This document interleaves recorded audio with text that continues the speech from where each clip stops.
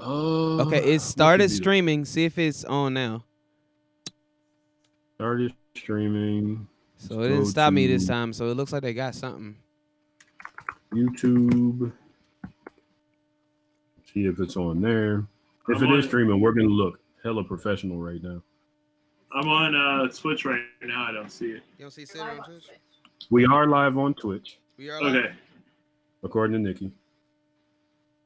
All right, shoot. Fucking right. All that shit, yeah. Girl. Yep. BlurdDotRadio live stream. Oh, shit. We're live. Are we live? We doing all that? I think so. Yeah.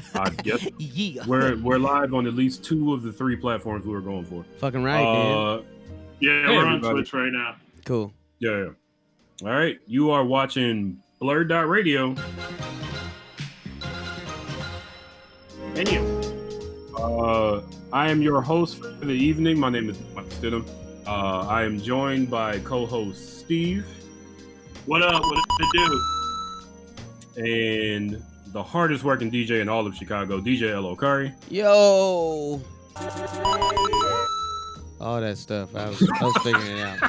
Hey man, it's a lot going on over here. He works hard, so you know. Come on now, goddammit. Try it. All we ask him to do is work hard. Not necessarily accurate. Fucking right, man. Our special guests for the evening today are, if you haven't heard of him, he runs Light Engine Labs. You will hear of him soon. He is the Black Tony Stark, aka Tony Dark. David N. Jones is with us today. Happy Rona Sunday, everybody. Rona! Hey. Rona! We are also joined, Lord. We are also joined by a man who needs no introduction. He is an author, an actor, a rapper, all of the above. He is wearing a ring that is bigger than my eyeball. Blank. Rhymefest is in the house tonight. Woo! Yes. I don't need Rhymefestivals. I'm part of the monthly crew. You definitely are. It's not his first time being on. Yeah. Rhymefest has joined us many times. Also, fun fact, me and Rhymefest couldn't get PlayStation 4 to work. What do you mean? We tried to play Monopoly. It didn't work. If anybody has any tips. I downloaded Brawlhalla. Did you? Yeah, I got it. All right. We're going to have to square off in Brawlhalla. I'll tell you, I was so good at it at one point that I got hate mail from a kid I didn't know. Brawlhalla. Yeah. He's like, you do the same move over and over again. And I was like, but did you beat me? Radio silence. So, folks, we're going to start the show the way that we start every show with blurt outs. As soon as he's ready. Blurt it out. Yeah. There it is. My blurt out for the week, I, of course, have been watching movies on Tubi. I watched a movie called The Unborn, which is a horror movie about a lady having a baby. I didn't pay attention to it. Was her name Brenda? I wish it had been. I watched The Protector 2. The note that I wrote was why RZA why. Trash. Listen, man. As much as I give the RZA credit for being in a movie where it kind of looks like he's fighting after doing all the Wu-Tang stuff, not the best actor. No, love him in everything else. It's not a good actor. And I also watched a movie called Meltdown. I don't remember what it was about, but I do remember that Luke Pack, Peanut Butter Wolf, and a bunch of other rappers on what's the name of the label? Was it? Stone Throw. I actually didn't write it down because I assumed that Steve was going to help me out with it. Really good soundtrack, really okay movie. What's the movie called again? Meltdown. It's on Tubi. I really can't even tell you what it's about. I watched it Monday. Damn, Tubi movies. That was like 3 weeks ago. Yeah, and we started the second season of Harley Quinn. So far, so good. We're on episode 2. It's great. Yeah. That's what I got. Steve, what's your blurt out for today? Blurt it out. I've been staying up at night, having trouble like not buying Nikes off of the Goat app because what's the point? Facts. You know, You got to have your shoe wear in order when this is over. this is all over. Like, how am I supposed to know whether we're gonna get out of here in fall or if we're gonna get out of here in late summer? Like what do I wear? You know what I mean? Like, what do I wear? The tribulation of the fashion savvy. Right. I meant to ask you, have you read this book before, Mike? Dauphine by Donald Goines. I've never read a Donald Goines book. All right, I'm about to start one like tomorrow. Being a dope fiend So or a book? yeah, it's like, you the gotta other. learn more about the Dauphine. So you're gonna pop up. What else? I bought a new MIDI controller. Hey, They're gonna control it. That was let's fun. go. Yeah, I need something with automation on it. So I need something with knobs on it. Okay. So that's fun. Nice. It was like $50, so I'm really happy about that. Tight. No. What else? No, I got nothing else, guys. That's it. That's the highlight of my week. There you go. Thank you, job. Steve. No problem. DJ Elokari, what you got? Yeah, man. You know what? So I've been doing this thing where I've been rewatching old black movies that I haven't actually given a chance to watch. In this quest, I have watched Dead Presidents. It does not keep up well. No one told me how depressing that fucking movie was gonna be. Like, I'm sorry. Like, that was, dog. Like, you. Did you think it was gonna have a happy end? Fam, I just expected to see a bank heist. That's all. I thought I was gonna see a bank heist with niggas with white faces and the little black shits with skull caps. That's all I knew about the movie. I got more excited. Literally, I got more excited the more that I found out about the movie. I was like, oh shit, Chris Tucker's gonna be Chris Tucker in this movie? Damn. Okay. They got Lawrence Tate in this movie. Okay, I'm excited for this. Bokeem Woodbine in this movie. Yo, this is an all-star cast. This is about to be a good-ass movie. And Pinky from Friday was in it? Terrence Howard is in this movie being fucking Terrence Howard. Like, Black celebrity that you forgot about 10 years ago. I was just like, you know what? I was like, this is about to be some good shit, right? It was very depressing. Like, and then when that bank heist is 10 minutes. That is 10 minutes of the movie, and like that's the iconic shit. This shit, blinking you will miss it. Literally blinking you will miss that shit. And she died. Yeah, literally. Bruh, and she died. Like, she was like, she came in for 2 seconds, and like, can we just talk about how she even got into this shit? Like, which one is she? She was the sister of his baby mama that he got pregnant before he went to war. That is what. A black description. That is what. That was literally seconds. He comes back from the war. His baby mother's sister kisses him for no reason. Literally no reason. Like, kind of a hint that they might like each other, but it's just I don't know. And then he chokes out his baby mama, goes to a Panther party, recruits old girl, and then she gets killed in the next scene. What? I was like, what the fuck did I watch? Why are niggas praising this movie like it's the Bible? Black life. Like, we live rough. God damn. We live raw. Hood movie sad. The hood is sad. Keith David, he definitely did his thing in the movie. Who? Keith David, he did a good job in that. Dog, He's a friend of Keith mine. David was fucking terrifying. Yo, that's first scene with Keith David when they go on that run, worth the entire light ticket though. Exactly. That fucking scene, bro, where he run, young blood. He rolls up on homeboy with one leg. Great. I was just like, too fucking good. But yeah, man, that shit's sad. Bokeem Woodbine cutting niggas' heads off. It was just weird, man. Carrying it around. It Chris from The Sopranos was in it. Like, god damn, man. And this was before Friday. Like, Chris Tucker was that before Friday. Was it before Friday? It was before Friday. Yes. Because I remember maybe it came out after Friday. I knew who Chris Tucker was Dog. when he was in the No, it movie. did come out before Friday. I remember. Really? I remember. Maybe the I days saw of- that. That was his Right. debut role. That's his debut role. Really? Was whatever the fuck that crazy ass movie's name. Also watched ATL. I You hardly never seen remember. ATL? Nah, it was a lot better than I thought it was gonna be. It Mm-hmm. was one of those movies where I was like, why? I have no. If I have to choose between this and Roll Bounce, Mhm. you know, I don't know. It looked like Friday with skates. It was pretty Kinda. much Friday with skates, but it wasn't really even Also, about the fucking skates. Real quick, Friday came out in April. Dead Presidents came out in October. Oh, so they were really close? Mm-hmm. Yeah, there you go. Yeah. Fucking crazy. That dude was trying to But make some money continue. that year. Anyway, man. So I saw that ATL was better than I thought it was gonna be. And let me see what else. Of course, I'm watching Harley Quinn. I finished Spider-Man. You know what I'm saying? I think I may have The finished whole it. game. Yeah. Finished the main story. Fucking loved it. He plays himself applause for it. Oh my god, it was beautiful. Now that was for Spider-Man. That shit was for Spider-Man. That shit was beautiful. Oh, for What Peter a- Parker. What a beautiful game. Wow.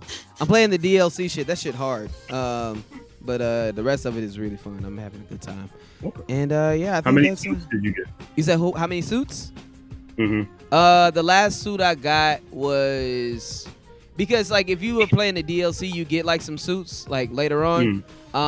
Before I got the automatic suit that you get at the end of the game, I got the what do you call it? The quip suit where Spider-Man will do random ass quips in a cartoon form and shit.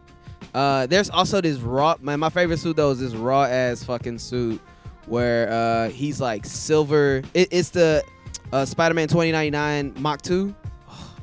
Okay. It's fucking gorgeous. I hated Spider-Man 2099. I'm just throwing that out there. No hate. No, it's okay. It's good. It was Back hard for when me I to read- not play with it. the Ben Riley suit though. Like the Ben Riley suit was like my Scarlet Spider, like best Scarlet suit ever. Spider, yeah. I played I pretty much played the entire game with that suit, but it was like but this 2099 Mark II, dog, that shit hot. Spider Punk is dope too. I like that suit too. I only did it for But like the you don't Halloween get episode. the black suit, do you? No, you don't. That's why the last I remember suit hearing is that. very similar to the black suit, as well as the suit that you get if you complete the Black Cat missions. That's another one that I got at the end. That suit's dope. So like they try to give you suits that are similar to the black suit, but not actually giving you the black suit. And that's because they already teased that they're gonna do a whole Venom saga in the next one. So they don't want to. You got to pay for the sequel. They wanted to make sure that people, it's a good payoff for later. Nice. Yeah. Cool. Well, thank you, DJ Lokari. Yeah. David Jones Yep. has been sending me actual, we're geeky over here. TV shows. We can quote from like Ice Cube movies and Marvel comic books. bad, my dick David is Jones sent me self-organizing nanoparticle technology Yeah. videos this week. Did you still want that to be your blurt out? I mean, I have actually a few that I want to run down, but yeah, we can definitely start with that. Yeah, go for So this is a new technology that's been released by Rice University, and it's been going on for about 4 years worth of research. Now, just to summarize before I get into all the technical specs of it, everybody, of course, is familiar with T1000, right? Liquid Yes. metal. This guy. This is the technology that makes the T1000 possible. Like the way he's able to connect and all of the servos and all of the moving parts happen. So, and actually I screenshot it, so I'm just going to read directly what it says. Okay. It's the directed motion and self-assembly of matter by a Tesla coil. This is the studies of electrokinetic phenomenon using single-walled carbon nanotubes. So basically by using electrokinesis, I know it's crazy. By using electrokinesis, you're able to connect an infinite amount of neural electrical network systems. So instead of you having to solder like a microchip or something like that, they'll connect themselves based upon how you want them to, all through the means of electricity. Does that make sense? Yeah, I immediately Yes, thought, like, can we make like an AI brain out of this? Is this a? Yeah, absolutely. Can you we could. do it before white people make a racist one? Nigga. But think about it like this: like when it comes to, and I use this analogy. So when you're creating an airplane, you know, there's miles and miles of cables, and as you all know, I was a pilot, right? Mhm. So there are miles and miles of electrical components that need to go into making an airplane work. Now with this, you can assemble one in a matter of hours by themselves. That's crazy. So you can also transfer data through it. All of this technology is extremely new, but I'm learning how to adopt it into my practices, into the next phase of my company. This is going to be crazy.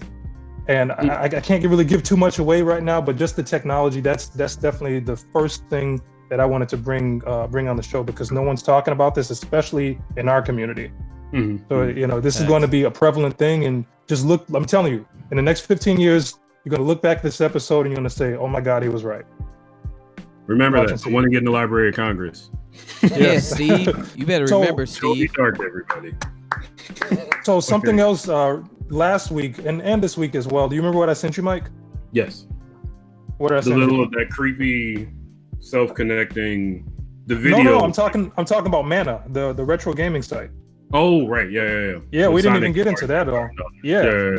So I actually coded my own ROM and emulator site that's live streaming that allows anybody to play retro games all the way up to PlayStation 1. Eee. And it's so dope. I'll send out the link, and we can actually put it on the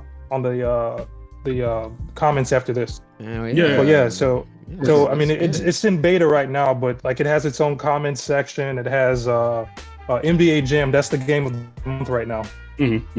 Tournament edition really or dope. regular? NBA. Tournament edition. You got come on, man. Yeah. So, so secondly, as you all know, I was on the show. What was it, last month or 2 months ago or something like that? How long have we even been indoors? It's been a while. Yeah, I know it's hard to keep track. A month and a half. But the solar panel, right? A month and a half. Yeah. The one that I brought on the show. So we're getting really close to launching my solar panel manufacturing facility. Nice. And we'll be hiring 200 individuals of varying occupations to work with us. Nice. So this is a great opportunity for people who are looking to break into renewable energy to get on board. There'll be free training. We're opening up an office in Chicago, so you won't have to drive out to the suburbs. It's going to be really exciting stuff. Nice. We will have a link to that as well. I shared it on my Facebook page. We'll share it on the BlurdDot page too. Yeah, for sure. And finally, so this is the next phase of what we're doing. Can you hear me? Am I in? Okay. Yeah, you're good. So my team and I, we've been working on creating a platform for smart tiny homes, and we've just created the conceptual design for something that we're calling Stasis. It's capable of being assembled in 4 hours or less. It has a 25-year lifespan. It costs $30,000, and it can work with a full standalone virtual power plant that, of course, we're building. Nice. And every year we intend to do upgrades and to, of course, have newer and more improved models. But the idea behind it is anybody can buy these things, and it basically solves the housing crisis. You can set one of these things up. You can create smart villages. I mean, it has an innumerable amount of opportunities for it. And not to mention, in the wake of a disaster, or if there were any sort of like natural disaster, like a hurricane or something, you could have an entire village up and running in a matter of a few days. Damn. There you go. Yeah. There it is. That's going to be the future right there. The Black Tony Stark. Crazy. I wasn't joking. It sounded like a joke. I was not joking.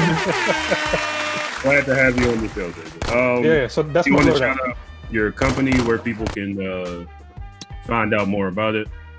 Yeah, so if you go to lumina.io, that's lumena.io, it has our full backstory and all the traction we've had thus far. There you go. Again, Comments. the Black Tony Stark. Wait, can you spell that? What? Can you spell that one more time? lumena.io. Got you. There you go. Hit up David Jones' site. Find out more about the awesome things that he is doing. We'll keep you updated here at BlurdDotRadio. Tight. Thank you. My goodness. Who want to follow that? Yes. What are you geeking out about this week? First of all, I'm trying to figure out, am I doing something wrong? Because everybody got on headphones but me. Wow, I'm sorry, fam. You need to get your life. Am I not? Like, where am I going wrong with this? Hey, man, I mean, if you're living your best life. If you can hear, I suppose you don't need them. I mean, I guess y'all. I mean, you know. But anyway, I got an extra pair, dog. You want? No, you know what? I don't need no headphones, but you know what? I'm gonna go ahead and. There you go. Like, so no, got two, baby. What's good? You know what I mean? With the dilly. With the dilly. I've been thinking about just how. Oh, you look great. You know, I was thinking about how like new TV is so much better than old TV. Like I was sitting up watching. I don't know if it was like Knight Rider or some show like that, and you know, my girl said to me, "Man, do you think they'll ever make shows like this again?" And I'm like, "Wait a minute, our shows now are so much better. Like our shows now are like for life. Our shows now, like it used to be The Fall Guy, now it's For Life, or it used to be like Greatest American Hero or A-Team. Now you got like Power. You know what I'm saying? Like, and our show now, you don't have to wait every week. You can binge watch a whole season of The Walking Dead. Those are our shows now. TV now is so much better. I will say I miss waiting a week for a new episode. A little like bit. The anticipation that came with sometimes. it. Yeah. I don't know. I do. Like, I miss feel being you. like, oh shit, Sunday, Bly's gonna come on. I'm definitely gonna sit down and watch that. Now you just watch it all and then you forget you even watched the show. I mean, I think this is a thing, brother, we call discipline, brother. After you watch the first one, turn it off the way. You know what I'm saying? Like, so I don't know. Of that. Let me just throw that out there. Yeah, well, that's, you know. And so, you know, another thing, I was thinking about something Elokari said about how horrible Dead Presidents was. However, the first thing it made me think about was, you know, for a black show, for a black movie, it's always got to be like extra bad than its white counterpart. So, for example, if we love Scarface or The Godfather, well, you got New Jack City. You know what I'm saying? Like that was like. Hey, New Jack City was great. No, it was great for a so bad black counterpart to a great white movie. Like, so it's kind of like, you know, oh, you like Self-Made? The white version of that is Ford versus Ferrari. You know what I'm saying? Come on, dog. I got a lot to say about that shit. You know what I'm saying? So it's kind of like we got to give each other a break because we operating from a financial deficit. Wow. This is true. In Hollywood. Man, we got Danny Elfman on that fucking soundtrack, though. Like, Danny Elfman did fucking Dead Presidents. Can we just... Yes, can we take that in? Danny Elfman did the soundtrack. Accomplishment. We can give a clap for that. That's okay. I'm just saying. And the soundtrack was busting. It was. No, it was most definitely raw. I love the soundtrack. I have no complaints about that soundtrack. I just said the shit was depressing. Yeah, it didn't age well. Because again, for the time, like when I was in '95, how old was I? Like 4th grade? I thought that was fantastic. Dead Prez was depressing, and so was the Joker. So now, what? Like the same movie. The face paint is the same. Yeah. I mean, they took a lot from that. I will say Joker took a lot from Dead Presidents. A lot of movies took a lot from Dead Presidents. Popped out of a dumpster with 2 guns. That's an iconic thing. That's iconic. Yeah. Yo, that was in Don't Be a got Man. murked. I don't understand why nobody's talking about IP Man 4. It's a wonderful movie. I'm watching it now. For the bad. I am watching it now, fam. I was trying to watch that shit before the show, but then got distracted with a bunch of meetings and shit. But yes, I am about to watch that shit right now. Is it better than the first 3? Did you like 3? I thought 3 was cool, but I thought 3 was worse than 1 and 2, and then 2 was worse than 1. Like, not that they were bad movies, but like, you know, as they move forward, the reason I haven't seen it is because I'm afraid that the 4th one is going to be the worst one. No, 4 is dope. 4 is like. 4 has a lot. It makes you think a lot about what's going on today with racism against Asians trying to build Chinatown. Yeah, you know what I'm saying. And I always think it's interesting whenever anything opens up about Chinatown. Mm-hmm. Lots of crime in there. Yeah. Chinatown is one of the A lot of most interesting mysterious stories. places in the world. Yeah. You said luxurious? Mysterious. Mysterious. I heard yes. Yeah. Would you Not agree? many people. I don't know what happens in those basements. Right. It seems like there are plenty of basements. or in those trucks. There you go. Yeah, They're man. just dropping off crates. Who knows what's in those crates? Yeah. What I was watching so far from that film is they were going into you know, the beef between Bruce Lee teaching Americans kung Hey, fu, you know. Chinese Yeah, kung fu.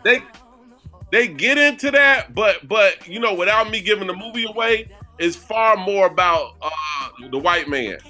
Oh yeah. About Scott Atkins or the white man in general?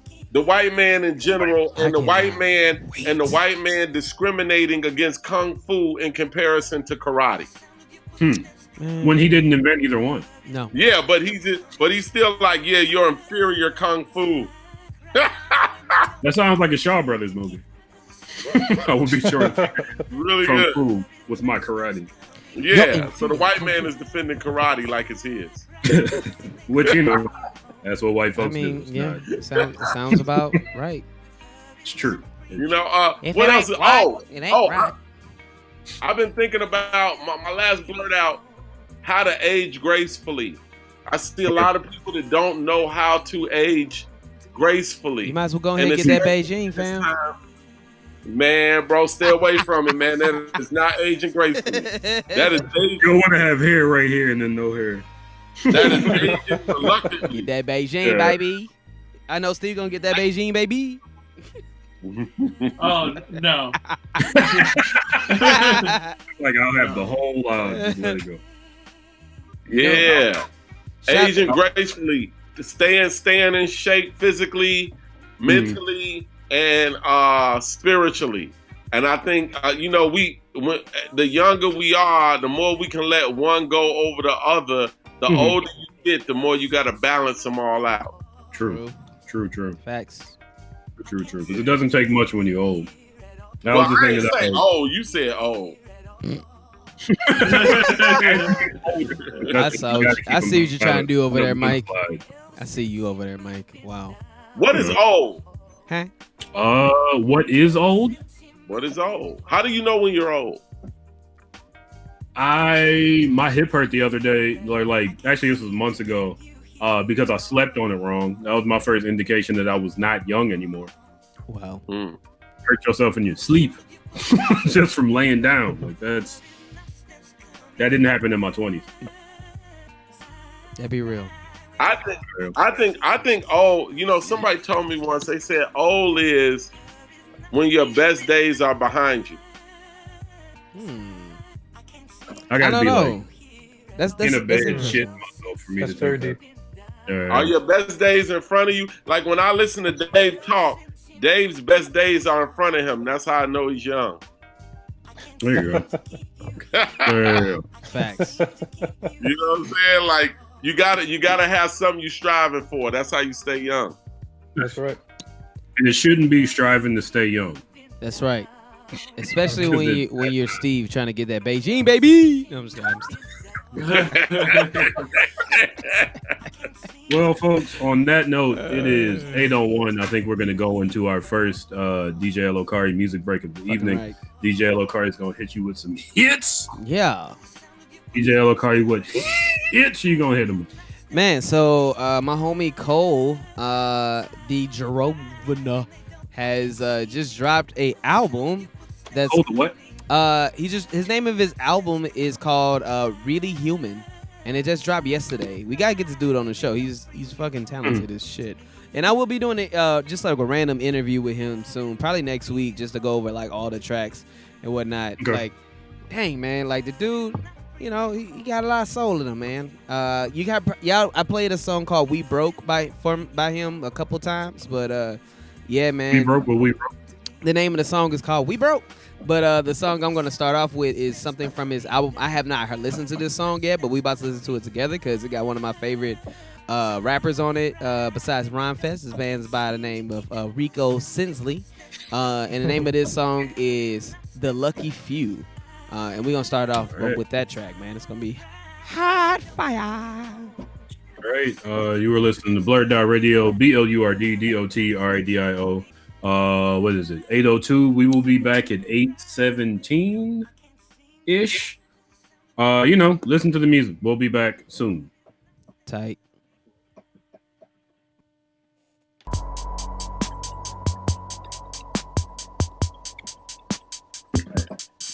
I'm about to get some spaghetti. All right.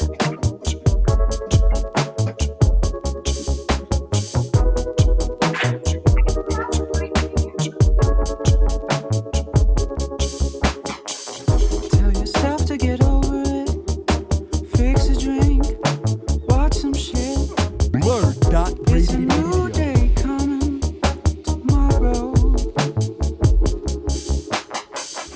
You've been over and over this more than just a little bit. You got plenty of bags to sift through. They tell you you're too black. They tell you you're too white, too gay, too much of a woman. They tell you you're too soft. They tell you you're too hard, too smart, too much of another. I do. I see you. I know you're the truth. I do. Send me to you and me, the lucky few. Tell yourself to get out of here. Find a place where you can live, where the sun hangs high and the vibes are cool, where the people will look at you, really look inside of you. But you'll be the same wherever you are. They tell you you're too black. They tell you you're too white, too gay, too much of a woman. They tell you you're too soft. They tell you you're too hard, too smart, too much of another. I do. I see you. I know you're the truth. BlurdDotRadio. I do. Send me to you and me, we're the lucky few.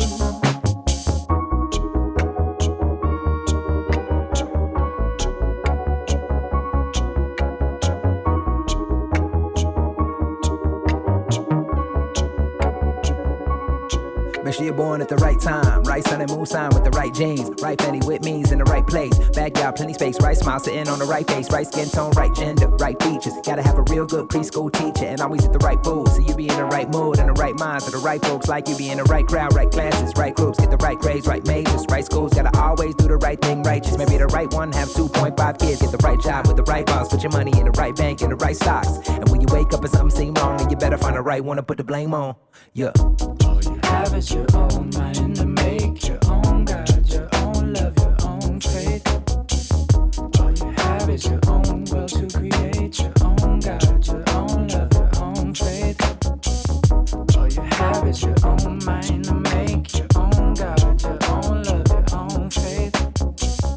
All you have is your own will to create. Doesn't make any difference whether you can't love a woman, can't love a man, you can't love anybody. You're dangerous. Because you have no way of learning humility. No way of learning that other people suffer. And no way of learning how to use your suffering and theirs to get from one place to another.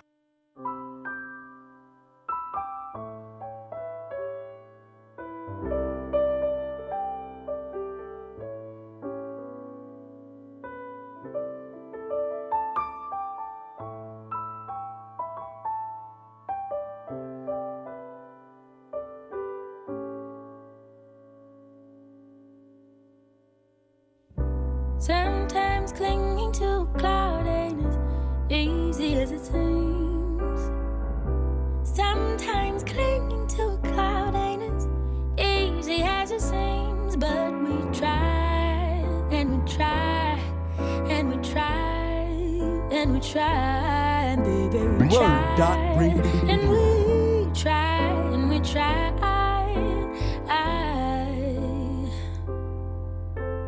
Lately we're all in our heads. Luck never brought us love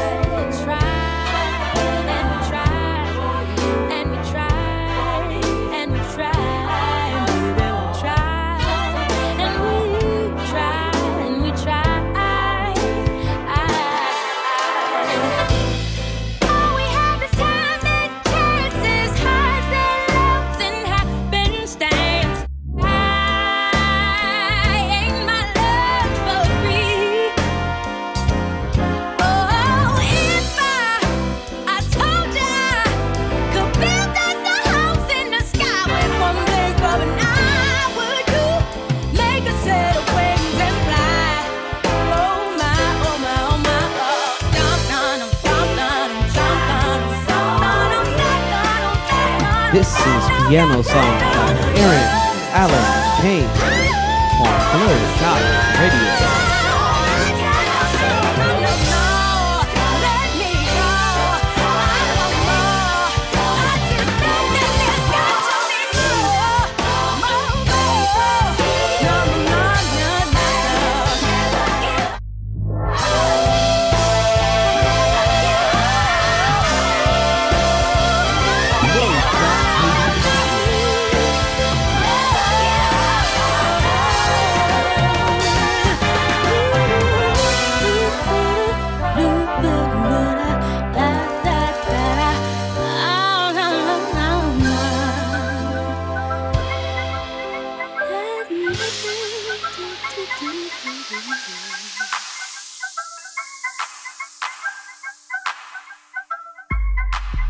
Sit beneath my money tree and roll my weed. I'm counting up infinitely. I'm rounding up the trilogy, real potency. Now ghosts and dreams, I'm on my way to focusing. You silly motherfuckers trying to stop me, must be joking, B. What the fuck you want? Yeah, I got it in the trunk. If you really wanna know about me, pull up to the front. Bitch, I never got a stunt. I do all my fucking stunts. You the driver, I'm the flyer. I go wherever I want. BlurdDotRadio. Perfect place to stay, perfect place to be. I'm the perfect candidate to hold this perfect energy. Perfect place for shade, perfect place for dreams. I'm so perfect, this too perfect. Only purpose that I need. Perfect place for shade, perfect place to be. I'm the perfect candidate to hold this perfect energy. Perfect place for shade, perfect place for dreams. I'm so perfect, this too perfect. Only purpose that I need. Perfect. Here I rise to my true purpose. It's a sad day for the haters. Need to find out what your worth is. Get to work, sis. Only moving how I want to till they put me in that hearse. Until I meet the day, you gon' find me in my purse. Fuck designer, I'm my favorite accessory. You know you like me too. At night you pray to get next to me. You falling and it's cool, but I'm not here to play catch. You see, I'm a goddess with a rule, and that's to always be here for me. Yeah. Says you don't need no man, nah. Or that you need a bag. Yeah. Be you a book or some. Go. Loving your dream instead. Ay. Knowledge of self align with your wealth, so I'ma call me a jet. Time to take off, don't ever clock out. I'm running on fate, not running on doubt. I'm running on me, they running on clout. They wanna fit in, I've always been out. Don't follow my lead, just figure it out. Start swallowing seeds, bitch, get off your couch. Quit playing with me, go bigger, go loud. I'm praying I see you making it out. I'll always be free, I'm patient, I'm found. Just dropping these keys and making my perfect place for shade, perfect place to be. I'm the perfect candidate to hold this perfect energy. Perfect place for shade, perfect place for dreams. I'm so perfect, this too perfect. Only purpose that I need. Perfect place for shade, perfect place to be. I'm the perfect candidate to hold this perfect energy. Perfect place for shade, perfect place for dreams. I'm so perfect, this too perfect. Only purpose that I need.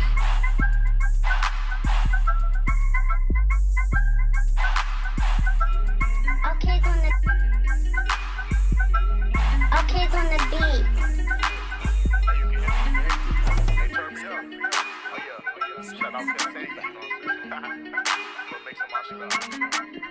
Niggas mad cause I keep me a bag with me. Hard work make me sweat, keep a rag with me. When I walk in the mall, I'm like, give me that. But it's saying that again, this ain't pity pat. Niggas mad cause I keep me a bag with me. Hard work make me sweat, keep a rag with me. When I walk in the mall, I'm like, give me that. But it's saying that again, this ain't pity pat. Niggas mad cause I keep me a bag with me. Hard work make me sweat, keep a rag with me. When I'm up in the mall, I'm like, give me that. But it's saying that again, this ain't pity pat. Niggas mad cause I keep me a bag with me. Hard work make me sweat, keep a rag with me. When I walk in the mall, I'm like, give me that. But it's saying that again, this ain't pity pat. But it's saying that again, this ain't pity pat. You ain't talk about money, don't chitty chat. I was broke on my ass, now I'm getting racks. Had to find me a way, so I'm focused on music. These niggas be hating, these niggas so foolish. Was talking that shit, now they bumping my music. Got love for the stew in the booth. I'm like you, but don't listen to this back to back, then you stupid. I'm a pro in this shit, I ain't new, nigga. Hands stuck to the mic like it's glue, nigga. I be eating up the beat like it's food, nigga. I'ma be rich when I'm 22, nigga. All these niggas on my dick like moo, nigga. Don't you got a better thing to go do, nigga? I came up from the bottom like a shoe, nigga. I'm the best at coming up, thought you knew, nigga. I'ma make it no matter what. Took off on you hoes, ain't no catching up. I roll 7-11s, come bat it up. These niggas be snake trying to set me up, but I ain't going, can't wait till the day that I hop on that phone. Wasn't no shit, now I'm bone like Jordan. Used to rap on the phone, now my song get recorded. Wasn't noticed at first, now I'm getting supported. Niggas mad cause I keep me a bag with me. Hard work make me sweat, keep a rag with me. When I walk in the mall, I'm like, give me that. But it's saying that again, this ain't pity pat. Niggas mad cause I keep me a bag with me. Hard work make me sweat, keep a rag with me. When I walk in the mall, I'm like, give me that. But it's saying that again, this ain't pity pat. Niggas mad cause I keep me me a bag with me. Hardware memory, sweat, keep a rag with me. When I'm up in the mall, I'm like, give me that. Well, it's saying that, get this ain't penny pack. Niggas mad cause I keep me a bag with me. Hardware memory, sweat, keep a rag with me. When I walk in the mall, I'm like, give me that. Well, it's saying that, get this ain't penny pack. I am so blasted, slow as molasses. Eyes are so red that I gotta wear glasses. Dope got me gone as I'm sitting in classes. My teacher noticed, she say that it's tragic. As I'm blowing, I'm slowing, I notice I'm gone. Confidence got me feeling real strong. Feeling like floating, might just sing a song. Feeling so right, I hope nothing go wrong. Damn, snap back to reality. It's a war going on and it's hella casualties. Wake up, yeah, it's alive. Go back to sleep. Little nigga, it's alive, bye-bye. It's a sci-fi during drive-bys. Gonna fly by when a bullet shot to get this fly guy. Oh no, as the body hit the floor, man, I'm always dope. Hope I so well before the cameras roll and take my soul. Before I go, I got to show that I'm really brother living in this hole. On the show, cause then you know the realest flow will only come when the truth be told. And truth be told, I'm hella bold. Niggas looking like an omelet the way they fold. Take away their clothes and hoes and close the door. That's when the real brother color gon' be shown. Niggas mad cause I keep me a bag with me. Hardware memory, sweat, keep a rag with me. When I walk in the mall, I'm like, give me that. Well, it's saying that, get this ain't penny pack. Niggas mad cause I keep me a bag with me. Hardware memory, sweat, keep a rag with me. When I walk in the mall, I'm like, give me that. Well, it's saying that, get this ain't penny pack. Niggas mad cause I keep me a bag with me. Hardware memory, sweat, keep a rag with me. When I'm up in the mall, I'm like, give me that. Well, it's saying that, get this ain't penny pack. Niggas mad cause I keep me a bag with me. Hardware memory, sweat, keep a rag with me. When I walk in the mall, I'm like, give me that. Well, it's saying that, get this ain't penny pack.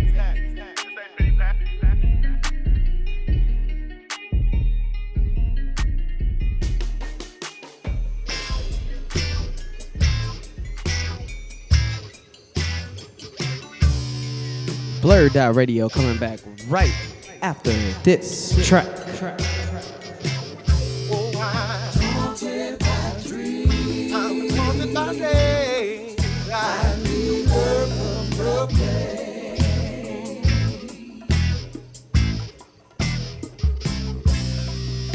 Split screen, big mama, and the iron board. Pressing my soul.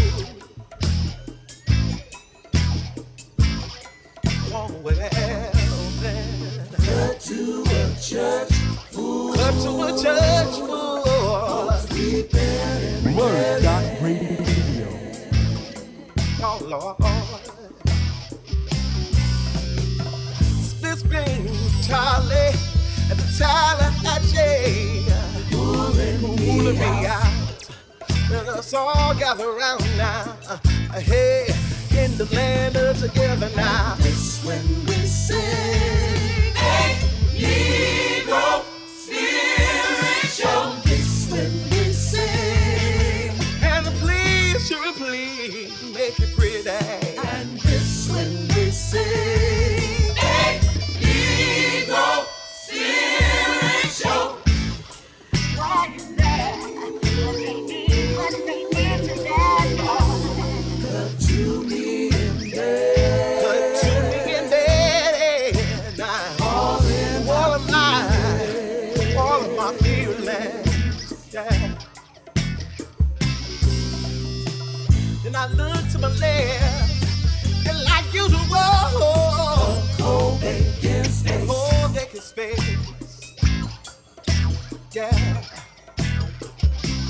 Always under the chat line. Under the chat line. Baby Thursday. Baby Thursday. Nobody to be free with. Okay, cancel my subscription. I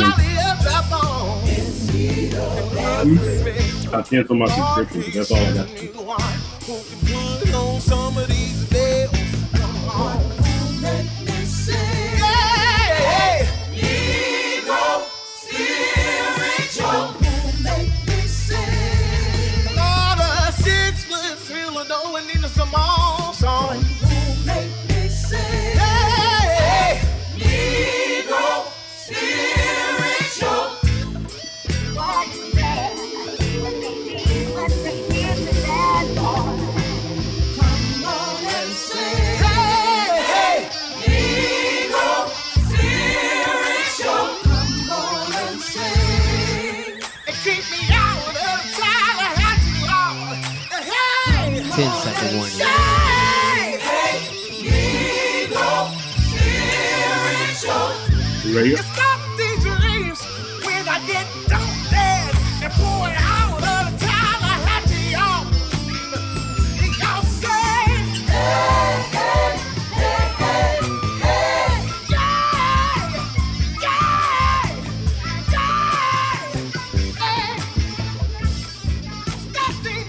Right now?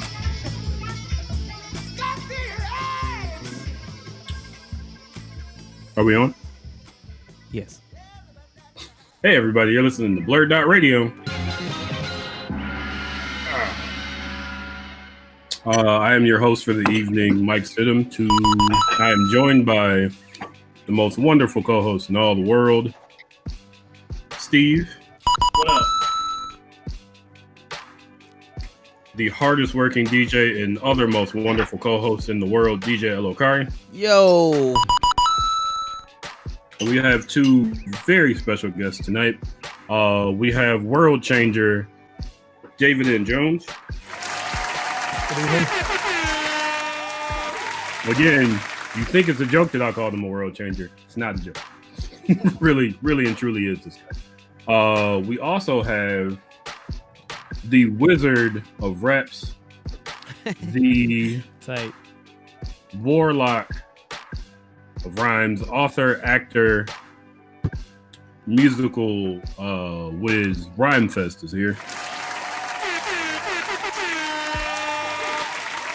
I think Rhymefest is eating a sandwich. No, the thing is, no, you know what it is? You know what it is? I'm shy. And so when people assign titles to me, I become very bashful.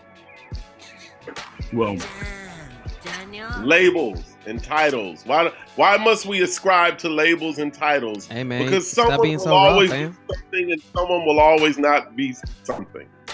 Well, you need to stop being so I rough, think man. they're great.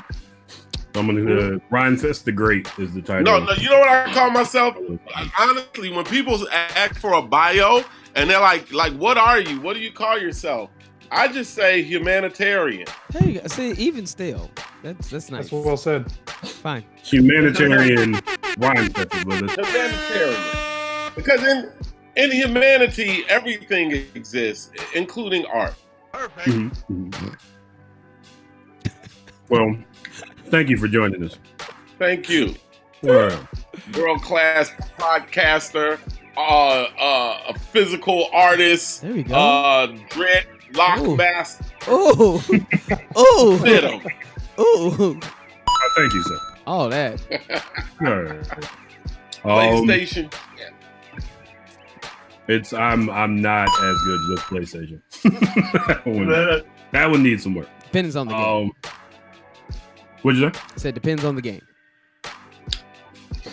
Some games, other games. So folks, it is time for our trailer segment. Tonight we have two great trailers, or at least they're great. Maybe I haven't seen either one. I'm gonna lay it on the line here.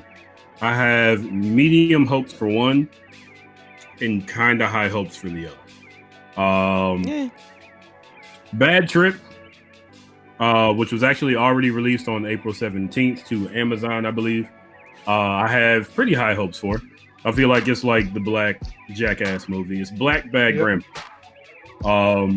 Basically. And Eric Andre is actually, he's pretty avant-garde when it comes to the ridiculous things that he does.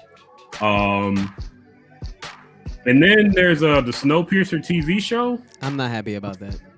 I saw the movie. It was a good movie. TV show could work, but given the trailer, I don't know. We'll let you all decide. We already know how it's gonna end. I hate like when we'll talk about it later. Yeah. Let's start off. Let's start off with Snowpiercer. Let's get it out of the way. Okay. Yeah. Again, guys, trailers. I'm trying to make sure that it's going right. But we're gonna work on it. So All right. It's gonna be great one day. One of these days, we're gonna figure this out. And then one day we'll be back in the studio where it will be great once again. Yeah, there you go. Shit. You keep telling yourself that if it makes you feel better. It does, Steve. Makes me feel better, Steve. For you at home, we're starting the trailer.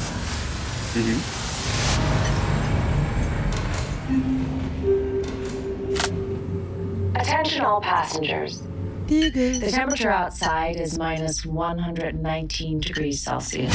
Nobody cares. We are 6 years, 9 months, and 26 days from departure. We already know For your that. personal safety, be prepared to brace.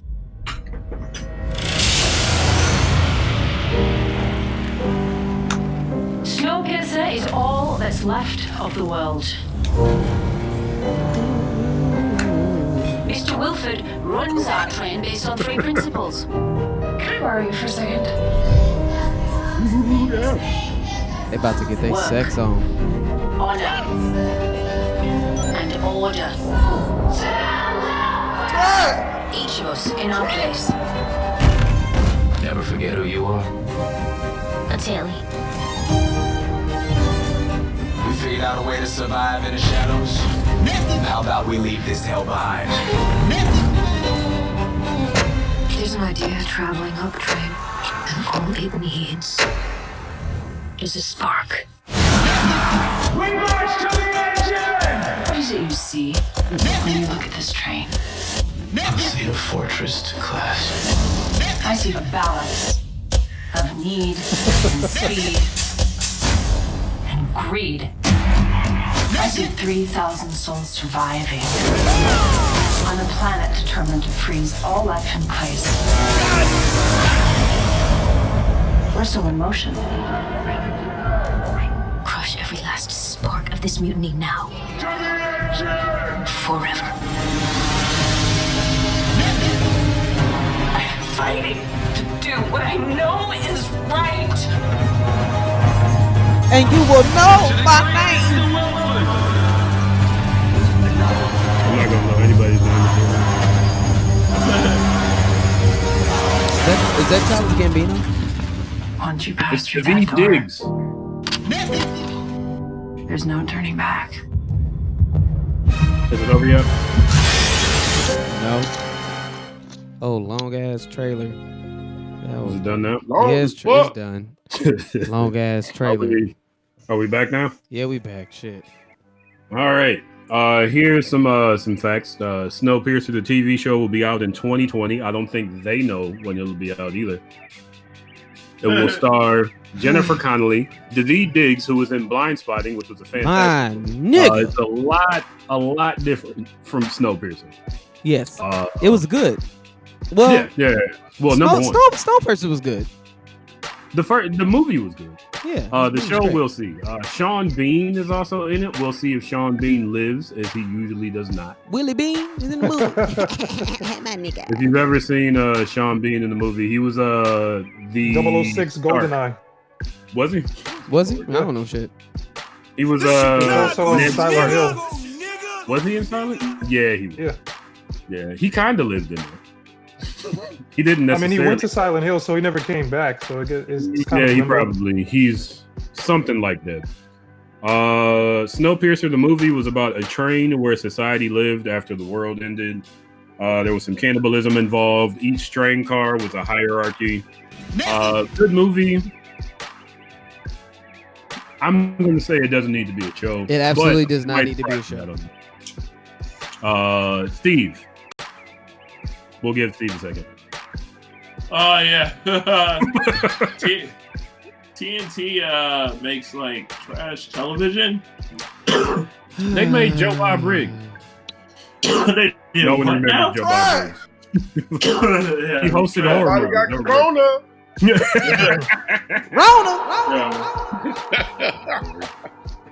Did you see Snowpiercer, Steve? Yeah, I've seen Snowpiercer. Yes, it's a good movie.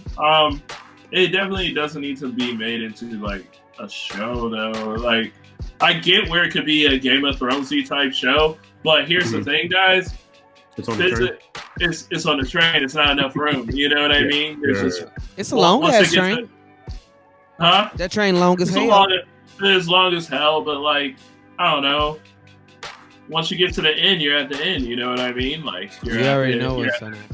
Yeah, that's called a 10th season. Yeah. Hopefully it doesn't go that far, because it's a linear. Like, all jokes aside, it has to be a linear story. Like, right. Somebody from this part of the train has to get somebody on this part of the train, and once this person gets to this end, It's just got to start back over here, and I can't figure how that's gonna work. And you Each train car is a season. It could happen. It would be a bad show.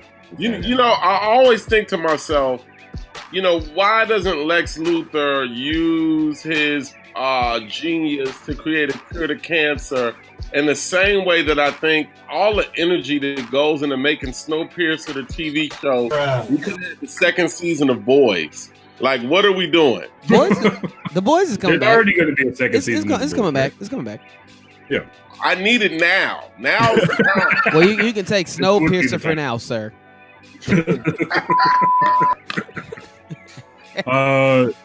Steve, I'm sorry, we cut you off. No, it's over. I'm not watching that show ever. Yeah. Would you give it 2 episodes?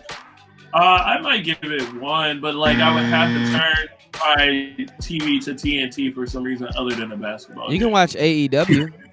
Dynamite is playing. Yeah, I can watch AEW. Great. Yeah. Nope. Rhymefest, I think we got your review. It sounded like a hard no. Yeah. Fuck all that. That's bad. So, like, you know, can we curse on the show now? Like, what can we do on this show that we couldn't do on the other? No, it's no rules. No rules. There's no rules. No rules. There you go. Yeah, no rules, fam. You good. Hey, you know what? I'm determined that by the time I'm like 60, to be like the crazy dude in the neighborhood that like wears a karate belt and like a rice patty hat and like got all his jewelry, and the kids are like, that nigga crazy, but like you got a hat on the gi and no shirt on underneath. Yeah. You know, like all of like different countries, like. And when I die, they be like, he had $1 million. There you go. He was the crazy from guy. That man's name is Silver B. Anybody in the class of 2000 in Cleveland Heights High School can tell you Silver B was just this weird old man. It sounds I don't know cool why as we hell. all know him. We did.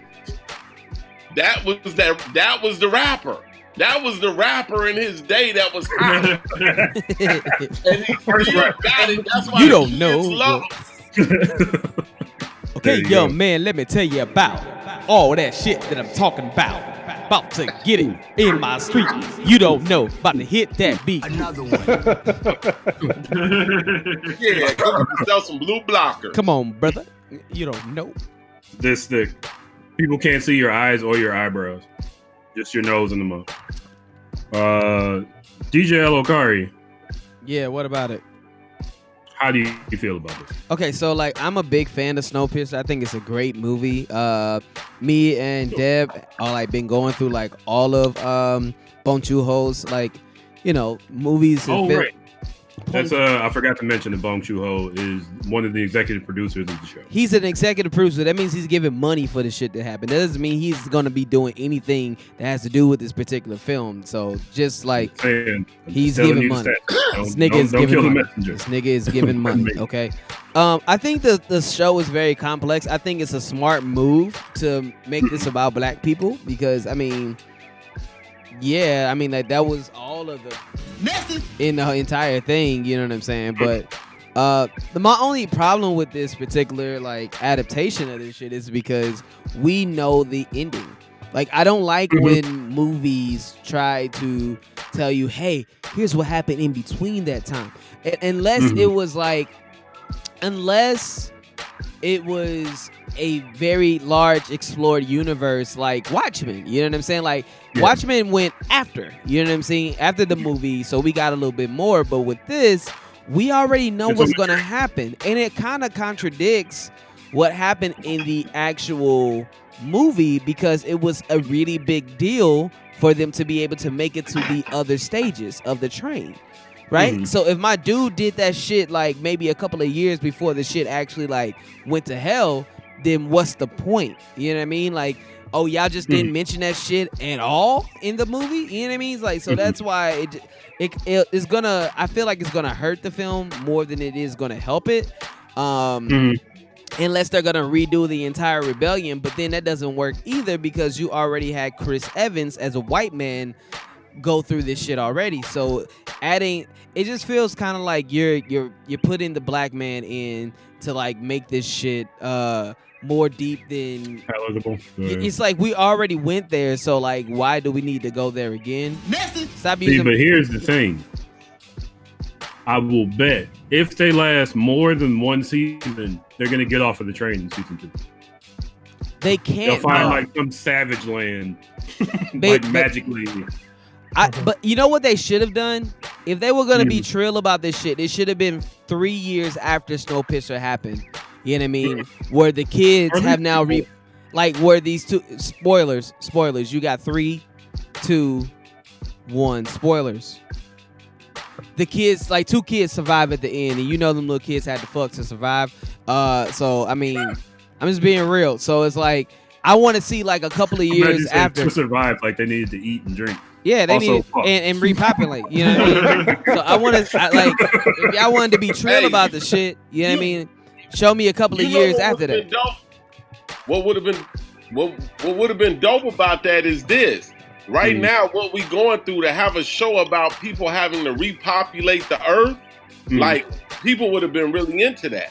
Yeah, instead of doing the same fucking Snowpiercer, it's like it doesn't get me off the train. Like I already saw what the train had to offer. They showed me that shit in the movie. I don't need that for a couple of seasons. You know what I'm saying? They were already pushing the limits in the movie itself by having a whole film centered around one long ass train. I know what was on that long ass train, and it's gonna be on TNT, right? This ain't HBO, so you ain't gonna see no sex and shit. Like, you know what I mean? So it's like, what more? There would be no titties in this. Yeah, like absolutely at all. So I mean, like, what you just gonna? It's like the first 2 seasons of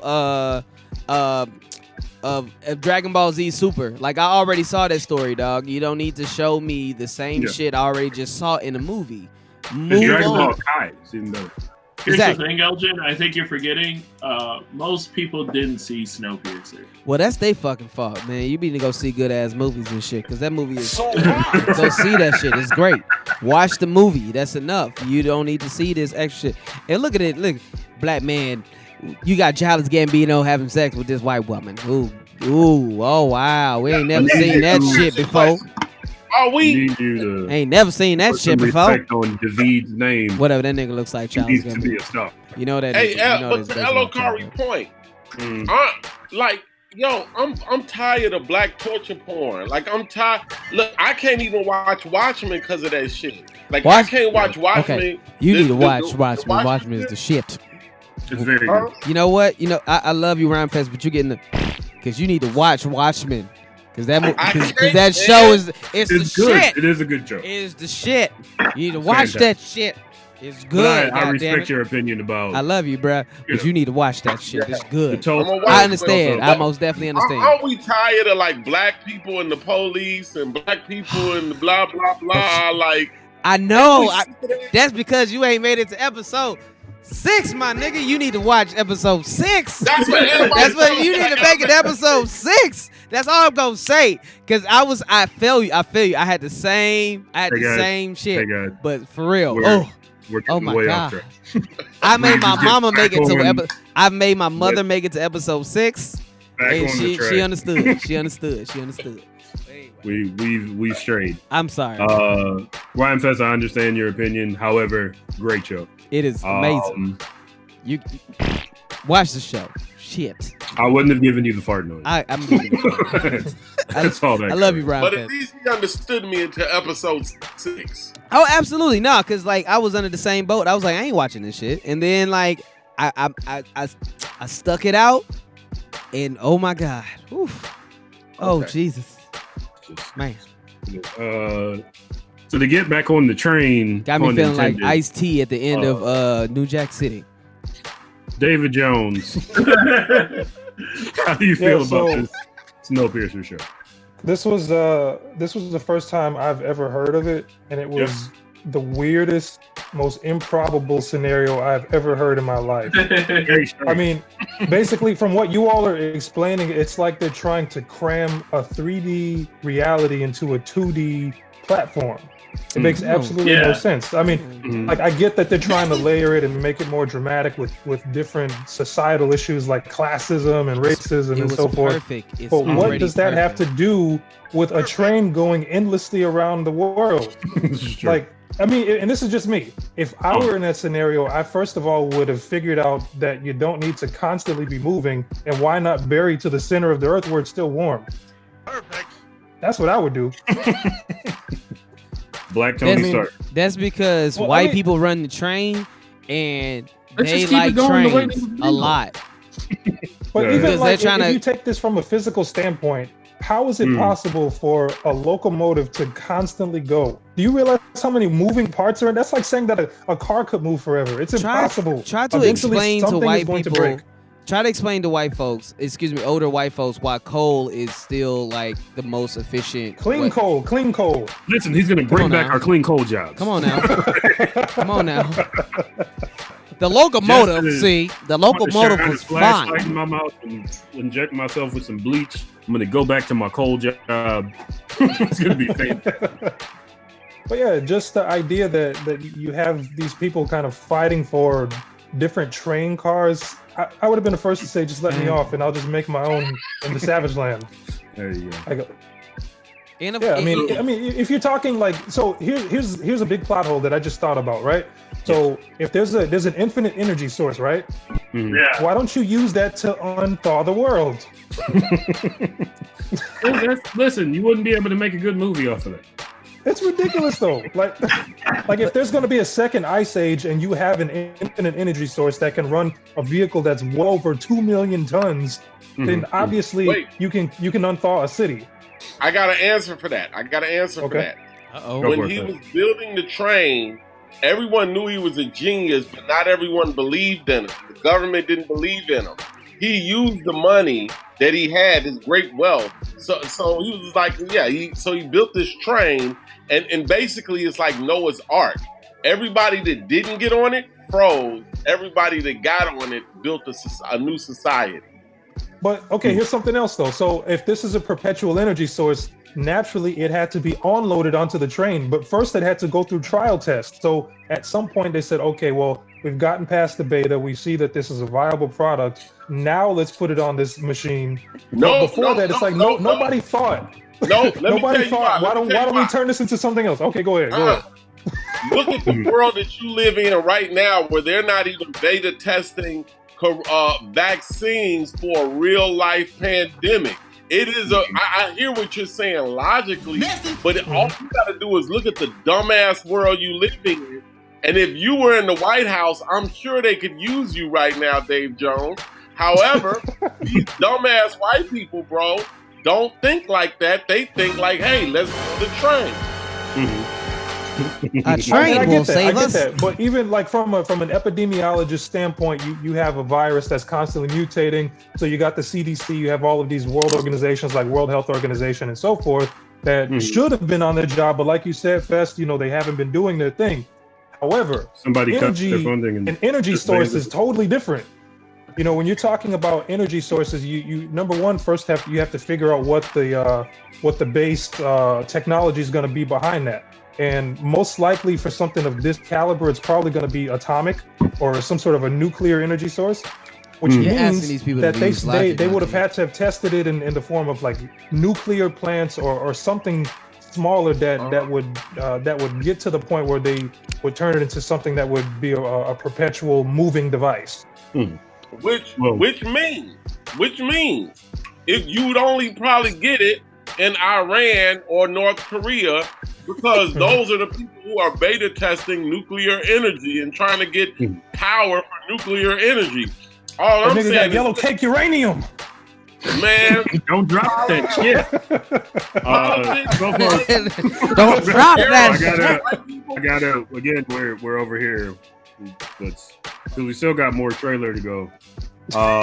And I'll say both of these questions could be answered by if any of us knew the backstory to the original movie, which I don't. I don't know how the train is running or why. I can put a link. I just know they're on the train eating people. Hey man, niggas was hungry. Okay, niggas was hungry. It's a good movie. Back to the show.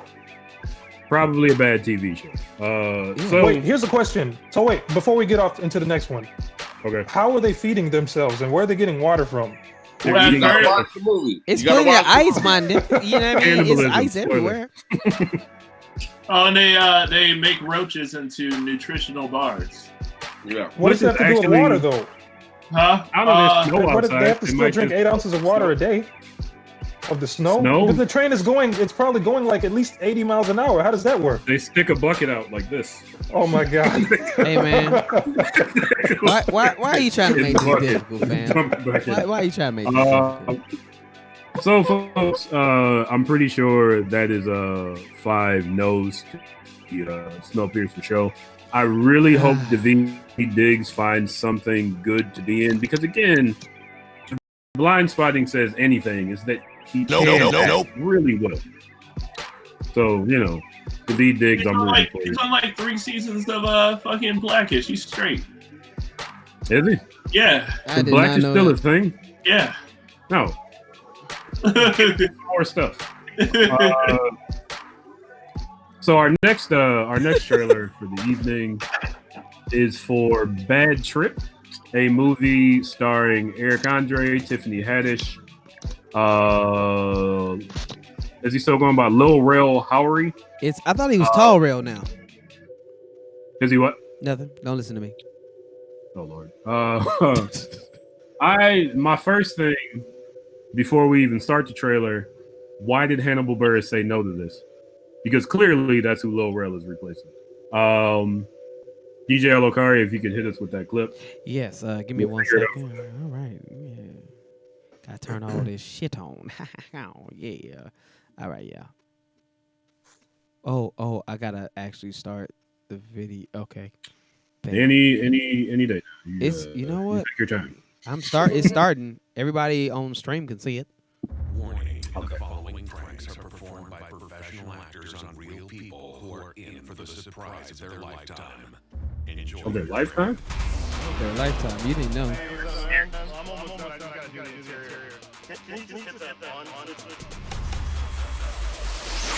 Shit. What the fuck? Oh my God, turn it off. Oh. We're about to embark on a trip for a lifetime. Hell no. We're not taking this to the car, man. She will kill us. She's in jail. She'll never know. Let's steal that goddamn car and go to New York and have the adventure of a lifetime. Here we are at the county facility. No, I'll kill every single one of you white motherfuckers.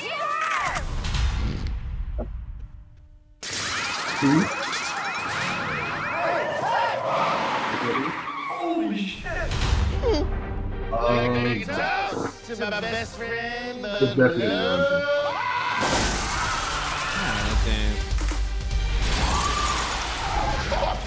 Oh, I'm sorry. I thought that was open.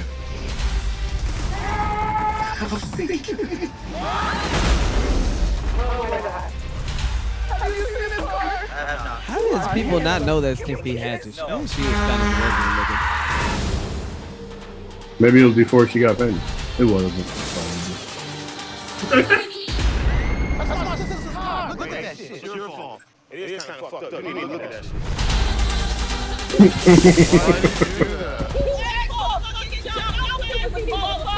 Get the fuck out of here.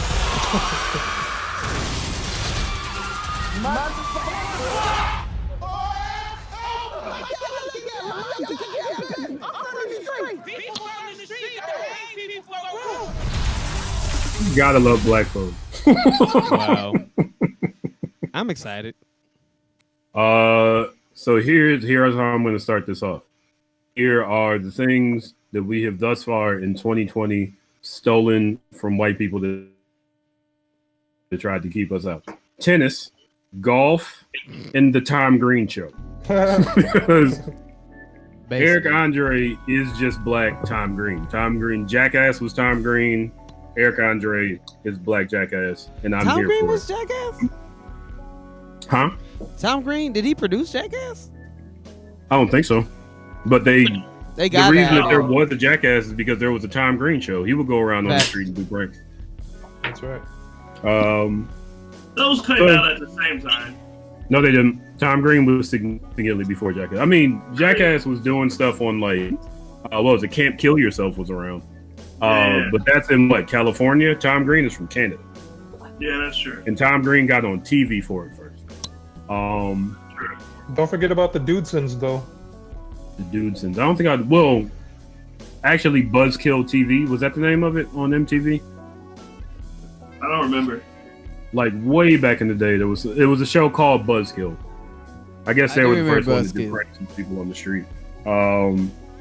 But I'm happy about it. I'm glad this black person is pranking black people instead of just like Indian people running up to black people on the street and getting beat up in internet videos. Right.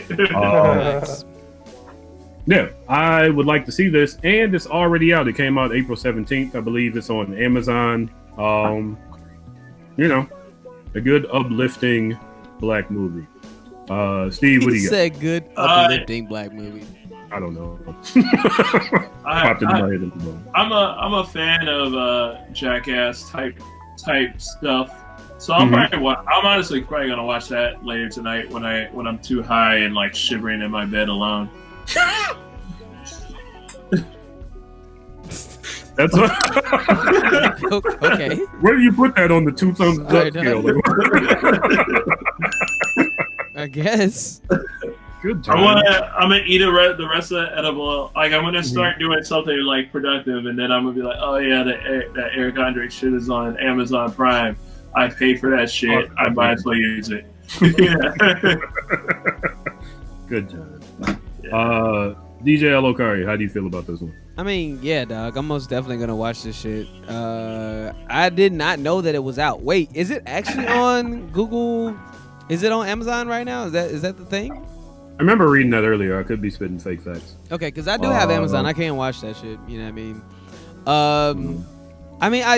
Eric Andre show is goofy as fuck, man. Already. You know what I mean? I think it's the episode where the guest was a live bear that wasn't on the leash. I mean, he ended up like asleep, and he just gets up. It's and they so end up many running away iconic. by the end of the skit. It's so many iconic parts of this show, man. Like I most definitely am down to watch this goofy ass shit. We haven't seen a Jackass type show in a good little minute, actually. That's because we had what is it? Well, one, we have YouTube. Yeah. People do dumb shit all the time. Yeah, but no, I dig this. This looks funny. And like you said, man, I would rather watch Eric Andre fuck with these people than having the motherfuckers that do these stupid ass things. You know what I mean? Especially with YouTube, man. Like, I'm surprised Tyrone ain't got like a bigger platform yet. The guy that came to take your bitch. I'm sorry. The technical term is fuck your wife. Is it? Oh, that's yeah. And I'm Tyrone. Fuck your wife. I came here to fuck your wife. And like, but Tyrone makes sense because you see a big nigga like that. Like, I'm not about to fuck with him, man. You know what I mean? Like, he can I'd hit him with something. I mean, yeah, and like Craig and Friday. That's what you most people beat Debo do. without that brick. Use the brick. I mean, that's what most people do. They're like, wait a minute, hold on a second. You big as fuck, but I'm about to fuck you up. I'm going to try. But anyway, no, Eric Andre is weird. I saw have you seen the one where he was on Jimmy Kimmel, like trying to advertise for the film, and he's... and you know what's funny is you always say Jimmy Kimmel. I'm just going to throw that out. I do? Oh, my bad. But he was on... Continue, I'm sorry. But yeah, he was on the show, and he was advertising for the new movie and shit, and he was dressed up as... He had people believing they were about to meet Beyonce, but it was him dressed up with fake titties and stuff. It was pretty funny. And like, these people are literally crying, and then he shows this, and then you see Eric Andre's face, and it's so odd. He deserves it. He's been busting and beating his own ass for a while. We lost Fest. We did. Oh shit. Yeah. Well, let me send him the link. Isn't that a thing? But yeah, but you're into this. Yeah, man, I'm down. This is most definitely Yeah, I'm down. I like that sound. You like that one? Yeah, I like that one. You like that? That makes you feel good? Yeah. Oh yeah. I like this one. Yeah, it makes me feel good. It does. It feels like you made a smart decision, unlike this one. The Chicago nigga. I saw you almost drop your shit. It's all good. I did it just for you. David Jones, what are your thoughts on this one? I mean, you can't really go wrong with situational and reactionary comedy. It looks fun. Like you said, we haven't, like El Okari said, we haven't seen anything like this in a while. Facts. So the idea that you have something of a resurgence coming of motion length picture with a dude just screwing with people on a road trip. It seems like what is that movie? Grandma's Boy or something like that. Yeah. I mean, exactly. Yeah. It's exactly that, basically. Grandma's Boy is very different. Was it? What is it called? Grandma's Boy is Adam Sandler produced. Yeah. movie. What's the other one though? Bad Grandpa. Bad Grandpa. Bad Grandpa. Yeah. I mean, so it looks funny, and like I said, I don't watch TV very often. So when I was watching the links, I thought they were both pretty interesting and certainly thought provoking. But out of the two, this is definitely the one I'm gonna watch. Cool. Thanks. Sweet. Thank you, Dr. Jones. Rhymefest, what do you think of this one? Festivals. Anything that's different is good. So, but I'll tell you, with Jackass, I can only watch like 20 minutes of it before I'm like, all right. It gets gross. Yeah, it's a bit much, man. Well, that's the point. That's the point. Yeah, but that's what I'm saying. Like every time I get ready to look at a film, it's like an investment I got to prepare my mind for. You know what I'm saying? And it's just like, do I want to prepare my mind for 20 minutes of an hour-long movie? You know what I'm saying? Like, I don't know if that's the best placement of my energy. This one also has a story, which is similar to like that. That's what I like about it. Yeah. That's what I like about it. Like, I want to see how they pull a story off with reality TV. Yeah. So this is a maybe watch for you? No, days get, I feel, Steve, sometimes days get lonely, shit. Go ahead, throw it on. We've been having some cold, rainy days, you know what I mean? Mm-hmm. You gotta have, like, bad movie day. And I think, like, a lot of maybe movies in your bad movie day is a good idea. There you go. So this is a solid maybe bad movie day. Nope. Solid bad movie day. Yeah. I also will add that on Amazon, the movie called Bad Trip is a movie starring Coolio. That is the one that's to rent for $3.99. The Bad Trip with Eric Andre and Lil Rel is a completely different movie. I could have gone my whole life without that information for the record. Without knowing that there's a movie that was made in 1999. Starring Ethan Suplee and Kevin Connolly. You can stop. Coolio. We don't need Coolio to know plays 3 parts. He plays Tyrone, Jerome, and Sharon. We really don't need to know the rest of That's that. fucking lit. Now I want to see it. I have to see it. I'll watch it. Yes, you would. You absolutely would. Like, I was gonna say, that's that bad movie day. Bad movie day is every day over here. Okay. I love bad movies. That's why I watch Soupy so much. Yo, let me ask you. You like cool bad movies. Would you watch a bad African movie? Yes. Yeah, absolutely. Like with the special effects, like the Nigerian action movies. Man, I love them. Do you know the way? You do not know the way. You do not know the way. There was one where a guy, like, his hand opened up like Scorpion from Mortal Kombat, the first movie. Oh my god! Oh my god! Those Ugandan action movies are just the best. Oh yeah. I saw one where a guy, like, all he was supposed to do was slide across the ground, like shooting somebody, and they took like a still pic of him doing this and slid him across a living room. That shit is trash, epic. bro. Is them Here's tears, the thing. bro? Trash. Here's the thing. The thing, guys, I watch a lot of 90 Day Fiance, and it's a lot of like Nigerian dudes overacting on that fucking shit. Why, fam? So it's just like, it's so fucking funny. I can watch a Nigerian bad movie any day. If I can get through I Got the Hookup, then I can get through anything. Man, why? I could do that. I'm telling you, and I've said this a few weeks ago. Hot Boys, the No Limit version, starring Silk the Shocker as an action hero. Yeah. Is on Tubi. If you got to see Silk try to act like he's crying, do karate, and get into like 3 cars, check it out. Silk, but is that the 90s version of Dolomite? No. Yeah, for sure. Absolutely. I think Dolomite knew he was being funny. Silk the Shocker was trying, dog. Yeah. Silk thought he was going to be something. He was like, I'm about to transition from fantastic rapper to fantastic actor. when he was really neither. He was neither. He thought he was going to get like roles after this. Like let's not act like "Let Me Hit It" isn't a great song. All right. No, Silver Shocker is a classic. You know. Yeah. The track he did with Maya was pretty good. Yeah. He's got stuff he's done. He's something else. All those 3 songs individually were better than the Hot Boys movie. Is he still in high school? Is Silk the Shocker? Is he still in high school? I just want to know. Is he still in high school? Because that's the only thing I remember about Silk the Shocker. He was like, he probably still looks like he's in high school. He's got one of those faces that's just not gonna age. You know who else has? Fucking Chingy. That nigga does not age at all.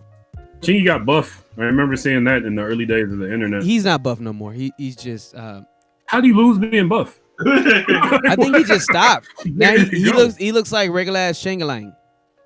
Huh. Hey, Changalang. in terms of Silk the Shocker, is one thing that I think he went through that makes anybody look old, and that's jail. Did he go to jail? What? Jail make your ass look old. Quick. Did he go to jail after his rap career?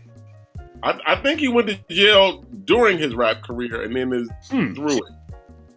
Interesting. So both he and C Murder were in jail together? All of us in jail, man. Man. All of them in jail. Everybody except for Baby. There you go. All of New Orleans in one box. Yeah, I won't go off on too far. BG. BG is shout out to all those people. Read lots of books. Do lots of what is this? Bench press. BG means baby gangster because he was a gangster since he was a baby. Just in case you guys did not know. Him and Lil Wayne were in a group together. I think they were called the BGs. They were all little baby gangsters. They all grew up and became grown gangsters until they converted to Islam. Whoa, Yeah, folks. they became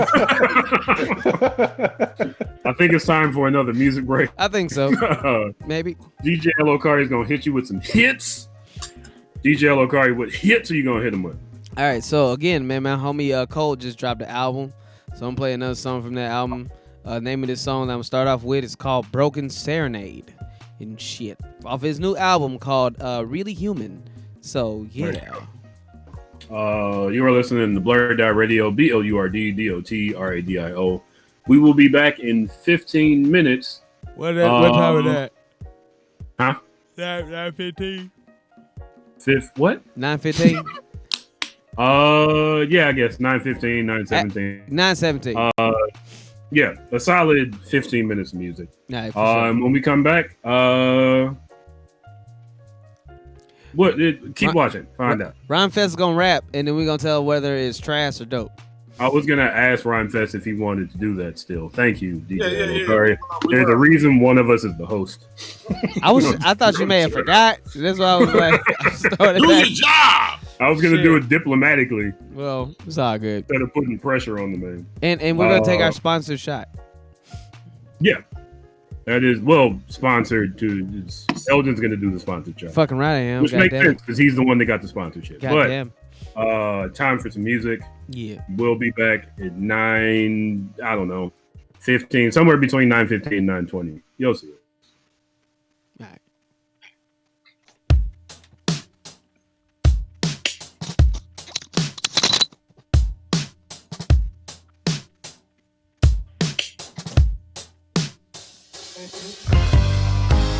Lonely afternoons turn to lonely evenings, midnight is creeping in. Where are you?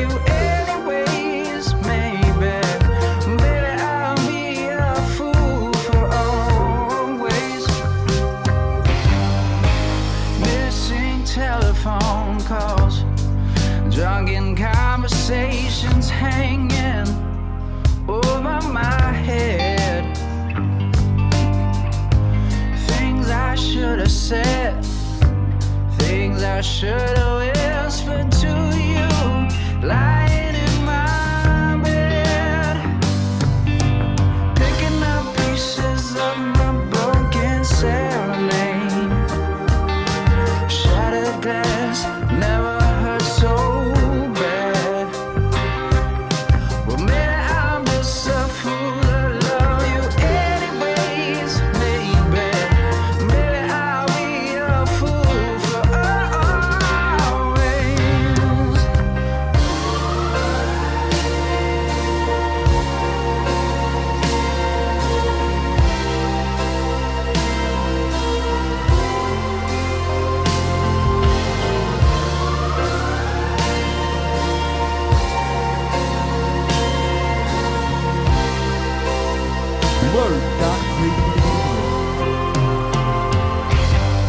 I'm a believer that these matters of the heart, they're gonna do me in.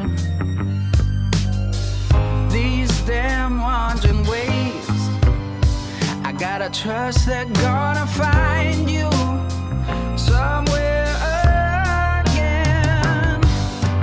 Picking up pieces of my broken serenade. Shattered glass never hurt so bad. Well, maybe I'm just a fool to love you anyways. Maybe I'll be a fool for always.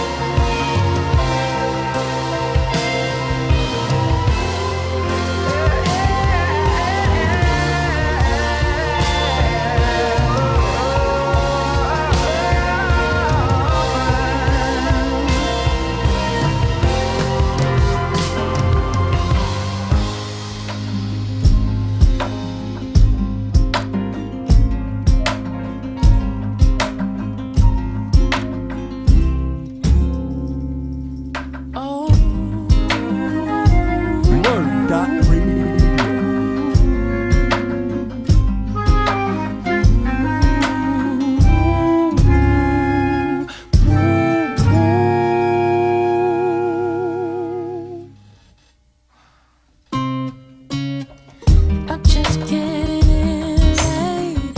I see that you're in my heart. You know you got your own thing. I'm before you even bother. What did I do to deserve you? A single life could be crazy. How is it simplified with two? Somebody let me know. We were made to be alone. You and me, we let me know. We were made to be alone.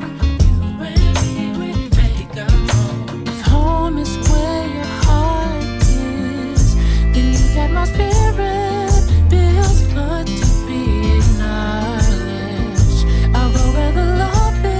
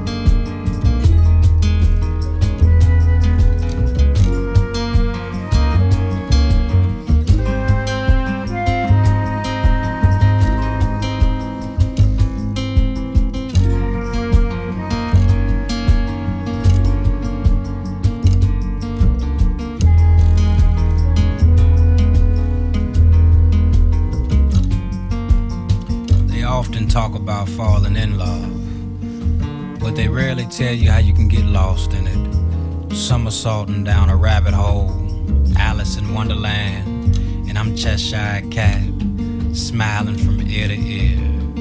I'm so glad I found my way around here, 'cause you gotta lean on your instincts when you're lost. I'm glad that your love found me, then left me, dumbfounded, spellbounded, bound to a spell. I had to get to the bottom of it, 'cause there was no way around it. Look how big your love is, with all those little things. I met you where you were, now look where we are. I wasn't planning on being a planet, but you're a superstar. And every day I get closer to being a supernova, as long as you keep orbiting my heart. Every journey has a start, and I stepped out on faith and landed in a place where only you knew my name. The opposite of fame, with spoils all the same. I go where the love is, we ended up here. Cheers.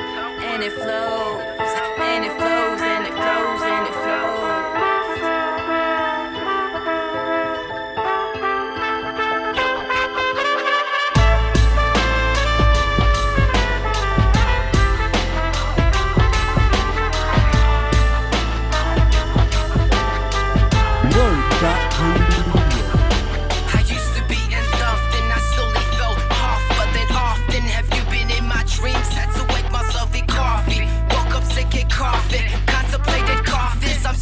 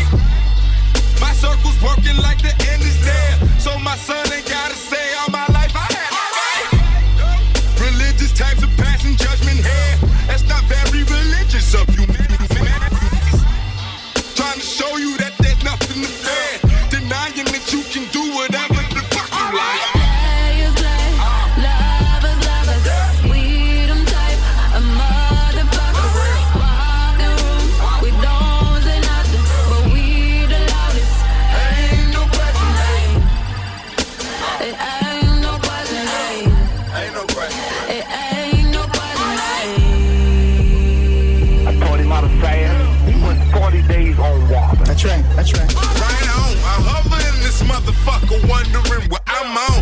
Her hustle couldn't be tougher. Where you going? I'm gone. Free spirit that's talking structure on the rip. What I own. Shooters go for the dome when they watching your throne. Money buried at the Neverland Ranch. Gonna get it in a dented avalanche. BlurdDotRadio coming back right after this Break the track. cycle, do for self, hand to hand. Live forever, the complex of Peter Pan. Understand? Yeah. Players play, lovers, lovers. We them type of motherfuckers. Walking rooms, we don't say nothing, but we the loudest. Ain't no question, it ain't no question, Ain't no question. it ain't no question. I'll never believe now that they ever intended for that car to come out. What you wanna know? Got no answer. Ain't got no answer. Life's a gamble, so take your chance. Watching the lights glow on private dance. Where money trees grow, we plenty branches. We at the Nile Ranch. Money trees grow. We at the Neverland Ranch. Players play, lovers, lovers. We them type of motherfuckers. Walking rooms, we don't say nothing, but we the loudest. Ain't no question, it ain't no question, Ain't no question. it ain't no question. Neverland.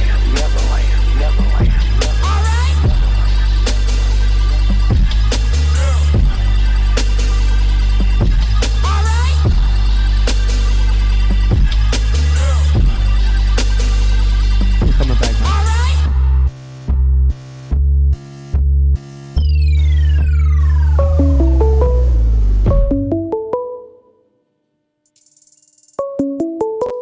Did I hang up on you? Hey. Welcome to Google Hangouts. This is why I'm excited to get back in the studio. Did I accidentally hang up on One you? of these days. We back. One of these days, we won't have to worry about internet dropping out. All right, well, we're back, though. We're back, my man. All right. Hey, everybody. We're back here at BlurdDotRadio. Hey, DJ Elokari just hit you with some hits. DJ Elokari, what hits did you hit him with? So we just heard Neverland Ranch by one of my favorite groups, St. Louis's born and raised, the Knuckles.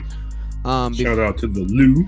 Yeah, man, the Knuckles is dope, man. Like, they're by far one of my favorite groups on the planet. And then we heard a track by Elephant Rebellion. The name of that track is called Keeping Me Warm.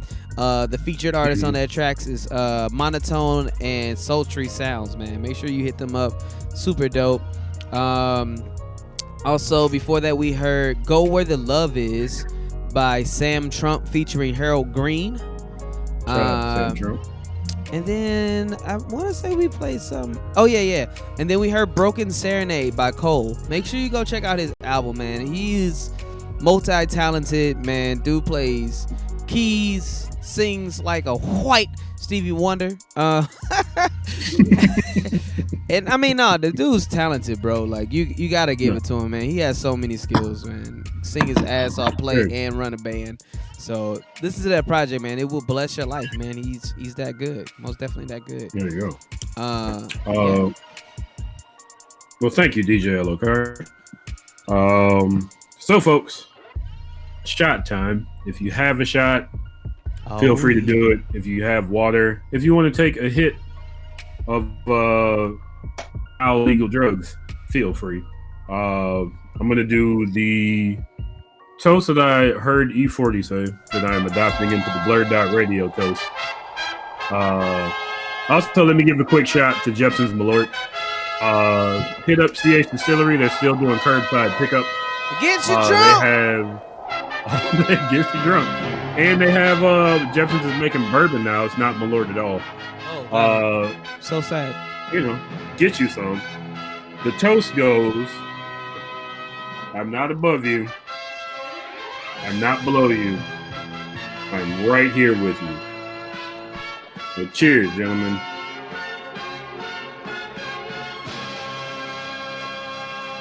I'm drinking water by just in case anyone's curious.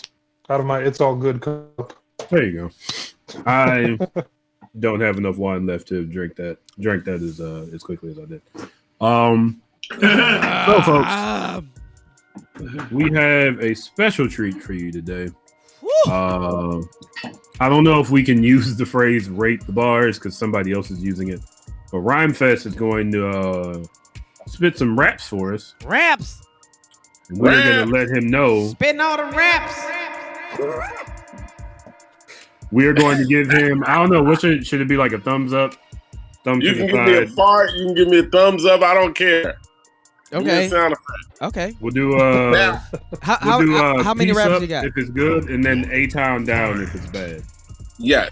If it's good, it gets if it's bad, it gets just know. That's it. Family Feud. Let's get it. So there we go. Just know, okay, so I consider myself a humanitarian, and my gift is perspective, and rap is one of the things I use my gift to do. So Jazzy Jeff has been on me about, man, pull your studio out in your crib, put your Ableton on, get your mic out the closet. And so I've been recording at home, so it's been having me writing a bit more. So here go like this. Whether cotton gin, television, or computer, people get exploited from the past to the future. Muhammad was a prophet, Mansa Musa was a ruler, Jesus Christ is the king, and Jacob is his jeweler. I don't know why I get deja vu's of Cuba, watching Havana burn in my beret with a Ruger. I dreamt I was a first-person shooter in a country where the president is Lex Luthor, trying to prevent your man from being super. I'm Joe Exotic with a dozen cougars, walking with Panthers while I'm wearing Pumas. In hip-hop, I was a late bloomer. I couldn't think like a consumer that wanted goons, coons, and cartoons. I'm trying to study alchemist theories and dark moons. My soul just lit up with the words of my heart bloom. The business, money, and ego blew me apart. Boom! Pick up the piece, let's resume. The soil is rich, but you got banks to put the wealth in. Only species made gas chambers to put ourselves in. Pack shit with slave shelved in, that was held in. Prophets won, the end was near and couldn't tell when. Our heads catched it in the tail end. Economy crash for a tailspin. Fairy tales end. Fast forward to corruption, famine, and war. The pandemic, we are the virus we've been waiting for. Woo! I'm going to give that a thumbs up. Start with that one. That's a big thumbs up. That was dope. Steve, what do you think? Did you put on a beat behind that? I thought I heard you put on a beat behind that. I was about to, but then no beat. No beats. Okay. I was just trying to find that. Okay, so that's just like some bars you've been writing down. That's dope. Yeah, just bars. Yeah. That's dope. I thought it was like a song that you had like composed, but it's just like bars. Yeah, I like. I'll send you. I'm gonna record it over the beat and send it to you. So okay. you guys can. If you get a bars a thumbs up, I'll give it to you with the beat next Sunday so you can play it. Okay. Yeah. BlurdDotRadio exclusives. On the track. There you go. DJ Elokari, what did you think of what Rhymefest just spit? Well, as a beat connoisseur, people who listen to all that. Damn, that's some smoke. I was digging. You know what I'm saying? We got some fire. I dig. There you go. I dig. Wait a minute. Did Jerome make those for you? Huh? What you talking about? Shout out to Damn, they've got some bars. That was tight. I liked it. I'm actually trying that shit out. Damn, they've got some bars. Yeah, I like that. Shout out to Kid Mental. He made a theme song for somebody this week. Hit him up on his Patreon. He'll make a theme song for whoever wants one. We got some fire. Yeah, I like that. That was tight. Shout out to Kid Mental. David Jones, what do you think? So if I can quote Hove real quick, Jesus was a carpenter, Yeezy laid beats, Rhymefest spit the Holy Ghost, get the hell up out your seats. Man, that was amazing. always the wordsmith, seriously.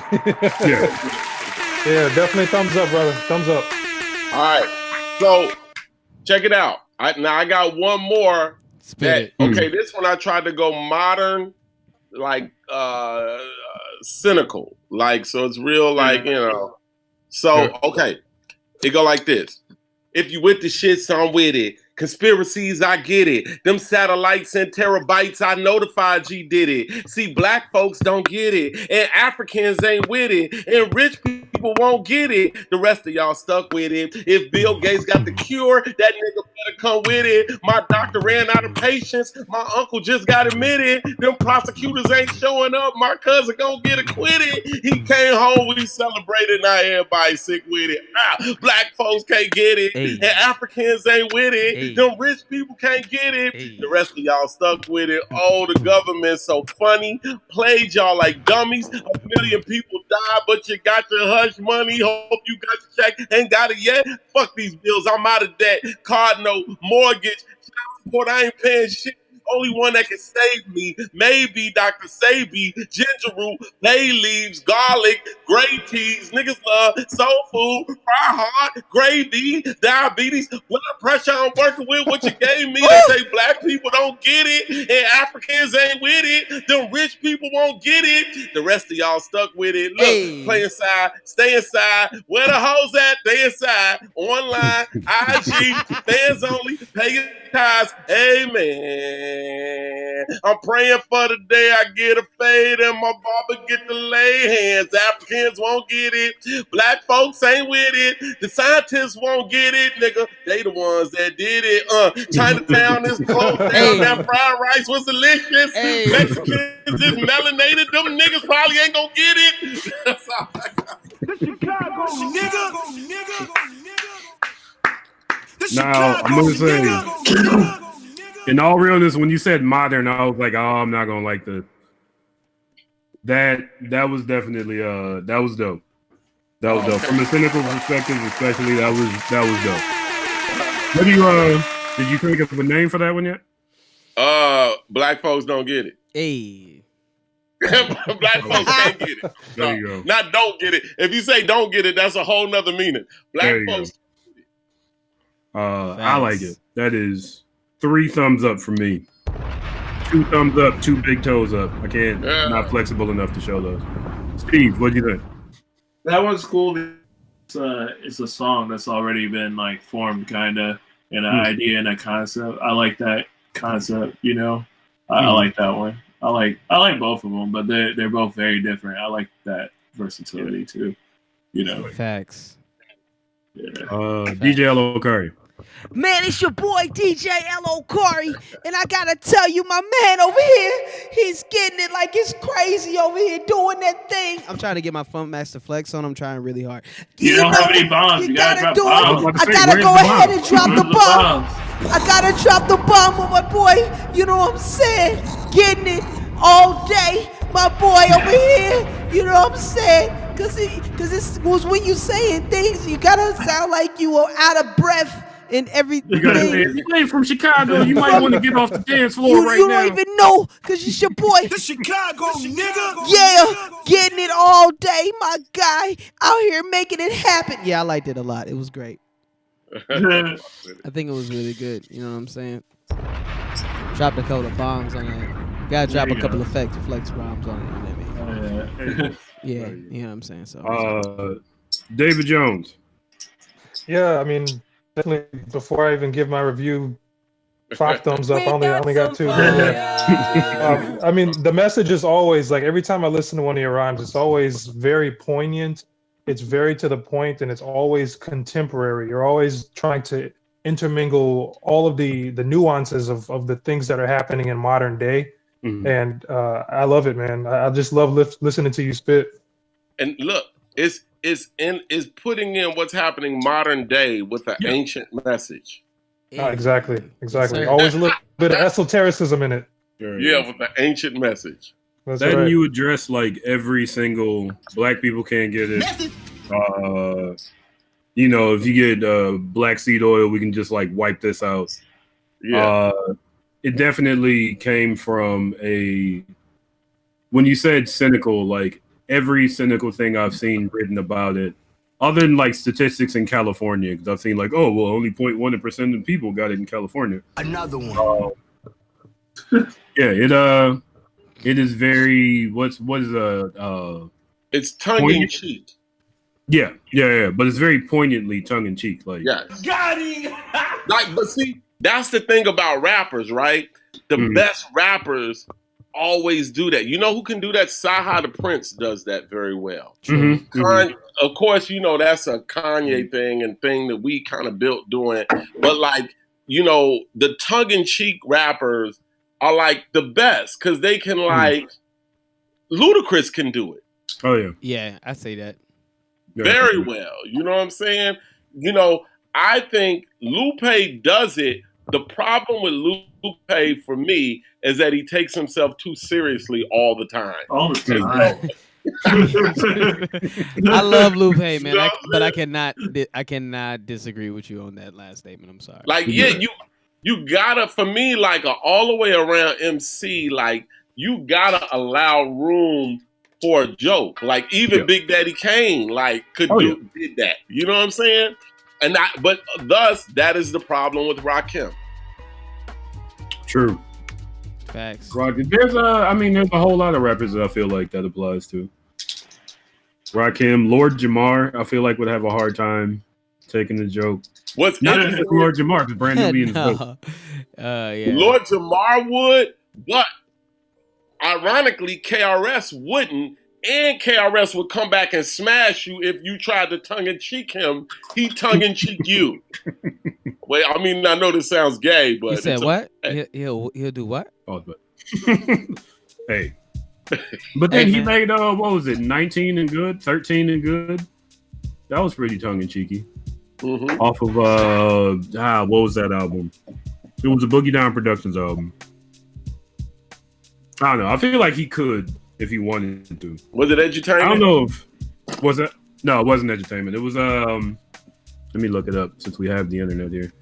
Yes, it's in front of you. Yeah, you can use that if you want to, man. Modern KRS might not take the same stance since he like really like hardened himself into being the teacher. Yeah. But like 1991 KRS. Yeah. I feel like mine. You know, thus is why Bismarcky was my favorite rapper growing up. Tell me what you think of this, and everybody can give me an opinion on this. I recently, I was trying to think of why I like ODB so much because I love ODB. I think it's because he was the Biz Markie of my generation. He was. Yeah, I can see that. Definitely, like, didn't take himself too seriously. And he won in spite of. Yeah. You know what I'm saying? So you got a few artists, a few rappers from the Biz tree. You got Biz Markie, you got ODB, you got Ludacris, you got Busta Rhymes. Mm-hmm. Busta Rhymes is from a Biz Markie tree. Mm-hmm. So Sex and Violence was the album. Oh yeah. So 13 and Good. But yeah, I put Redman in that category too. Redman. Yo, you know who been calling me lately? Like every 3 times a week. K Solo's been calling me. Really? Yeah, I know. K Solo, he SPELL, very WELL. Like, only got in beef with DMX apparently. He what? Apparently, there's an argument whether DMX or him wrote that song. Oh yeah, that's that old thing. They were both in the jail at the same time. Which is crazy. They were both in jail at the same time. And they couldn't figure out which one would Spellbound first. Yeah. But like, did you know K Solo before? Or you just I didn't know him. He reached out to me on Instagram, got my number, and just started calling me like we always knew each other. Wow. Like I'm cool with his son, and and he's telling me all these stories about Redman, and I'm like, whoa, Okay. like, you know, like he mentored Redman. Yeah. Oh, wow. Redman called him his brother. Yeah. Like, you know, so like all these people, like, dude, one day in my inbox, I just opened somebody that, you know, I'm rapping, but I don't really put raps out. Like, you know, and so like one day in my inbox, Black Thought just jumped in my inbox and said, why have we known each other so long and never made songs together? And I was like, Yes. It's a good question. Yeah, that's a very Great good question. question. Here's some beats. What- And look, the problem I have in life is this. Mm-hmm. Whenever I get too excited about it, It all happen. goes away. Yep. Yeah. It don't happen. Absolutely. So like doesn't from the happen. Black Thought thing, as soon as I hit Lupe and said, "Hey, why have we known each other for 20 years and never did songs together, Lou?" Mm-hmm. He's like, "Because I don't rap with other rappers." And I was like, "Oh, okay." That's what he said? Really? Damn. And I was like, "Oh." Cool. I'll get you later. Well, I guess so. Yeah. Wow. I just decided to lay back. That's funny. Fest, let me ask you, what the love movement? What's happening with that? Love lesson, brother. Love lesson. I'm sorry. Yes. Tribe Called Quest. I've had this much wine. There's a whole bottle of it. No, love lesson. That's a yo. You know what's crazy? Like, okay, so that album is coming with a book, and I'm just getting the book right, getting all of the cover and everything, graphics right. But in the meantime, I've been taught that whatever you think you're about to do, be ready to be flexible enough to do something else. Because now that this whole thing is happening, I need a project for this moment right now. Yeah. It's kind of like, think about this. Think about how Steve Jobs was like, no, I really want the iPad and they're like, yo, you got to start with an iPod. And he's like, no, with the pad, like, you know what I mean? And I think a lot of our greatest ideas, work on them, build them, but understand that you got to build something up to it. And that's what I'm working on musically right now. Yeah.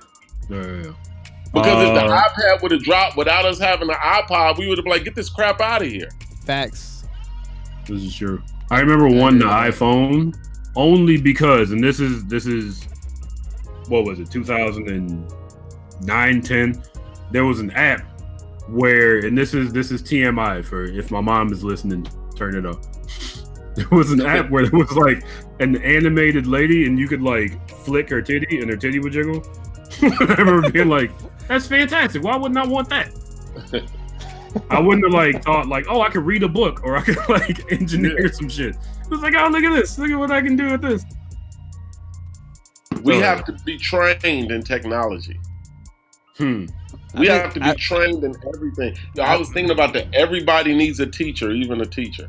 Yo, man, I've been saying that since like this whole quarantine started. It's just like technology is a privilege to understand and know, because what people think is simple is actually not at all. Like it's very complicated, but it also can be simple if you have the right person teaching you how to use it.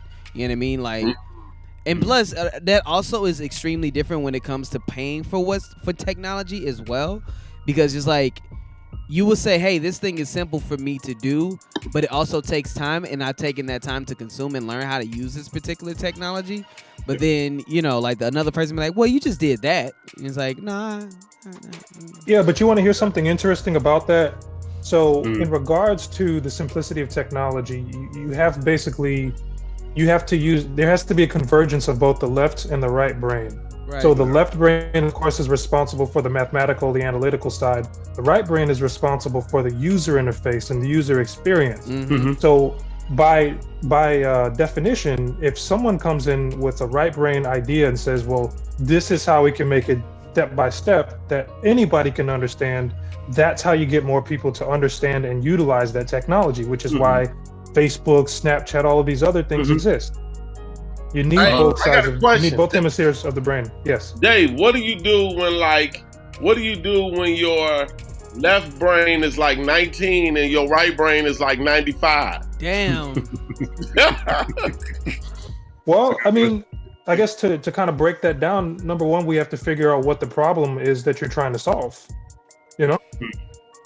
Because every time I start looking at a computer or like numbers and shit, I'll be like, oh shit, how do I break this down and make it into colors? Like, yo, okay, so the illest thing I ever saw was I saw Kanye play Connect 4 with a mathematician.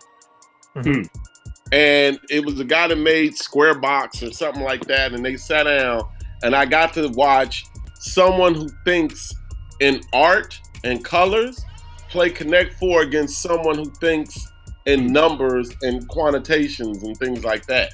And who do you think won the majority of the game? I'd say Kanye? the mathematician. As an artist, I want it to be Kanye. I'm gonna say the mathematician. What I You can found, see the pattern. what I found is that when they, and this is why. Who do you think won it, Steve? Steve, I'm thinking, Steve, wake your ass Ye up. won, at least 2. I think Ye won at least. I'm right here. Right here. Sleepy What ass nigga. Isn't that? Continue. Ignore the beat I got. Yeah, man, don't listen to me, bro. Yeah, who do you I think Ye probably won. He probably didn't win the majority of them, but he probably won at least 1 or 2 games. Man, he let Ye win. Who won? This is who won, and it was said. I remember a guru once said, "There's no difference between science and poetry at the root. It's all about other realms and discovering other multiverses." And so, what happened in the game was when the best games you realized were tied. I hate those games. Interesting. Wow. Well, no, but it just meant that they were in sync. They were neck and neck. It meant it was equal. When what you found is that when one of them lost, that was when one of them won or lost, it meant they broke connection. That's how So they were playing the game. They were playing the game to see if they could stay connected until the end through science and a math mind. Interesting. A whole nother way to play Connect 4. Yeah. So I guess to circle back to your it's question. called Connect. Yeah. To circle back to your question, it's a unique thing that we have to figure out. And of course, it all relates to master of self. So if you realize what your strengths and weaknesses are, the way you can overcome those weaknesses is by creating a pattern that's easy for you to follow. And once you have a pattern, then you can start building upon that layer by layer. So, I mean, it's kind of a vague thing to say, but when I'm learning a new technology, the first thing that I do is figure out, well, what do I know so far so I can build that foundation. So like when I want to learn a new coding language, I'm actually working on one right now. I start with HTML. HTML is the basic of the basic. It's a markup language. And then I say, okay, well, I've realized this type of syntax is similar to what I've used before. These are the similarities, and this is how different things work. And that I kind of just build on that, and just that's how I learn anyway. Everything works the same. Yeah, exactly. You know what? I'm gonna tell you guys something. When I did ayahuasca, I'm gonna tell you something that the mother plant told me. Was this the one that you did when you were in? Was it South America? Somewhere in the world. Somewhere. Yes. So the mother plant revealed something to me. Yes. That everything any of us need to know, we already know. The only thing you need a teacher for is guidance through yourself. Like at the end of the day, all mathematical, poetic, all information is located in you. People go to school to get backwards. To get twisted, to not have the answer. Interesting. That's why the most intelligent children in the world are all homeschooled. That's right. But that's because the parents don't trick them out of themselves. Like at the end of the day, all information is already in you. You know how to read, it just got to be unlocked. You know how to count and do complex math, it just has to be unlocked. We think we go places to learn new information. The good teachers know how to that's why every good teacher you ever had knew how to unlock it from within you, not put it in. I've been a teacher. I've done this. Yeah, the plant showed me that in real time. Nice. Facts. Yeah. So then, and David, I don't know if this is what you do at Light Engine Labs, but with everything that's said, how would you make something like when you do this solar panel thing or this small home thing? where do you start when you make something easy to learn for a user? Well, the simple answer to that is I didn't know what it was before. So if I didn't know what it was before, then I make a product for myself. For basic me. I wouldn't make something for advanced me. I make something that anybody can use. And from that, you just create linear steps so it can be duplicated, or it can be easily fixed if something were to go wrong from an engineering standpoint. Can you give an example?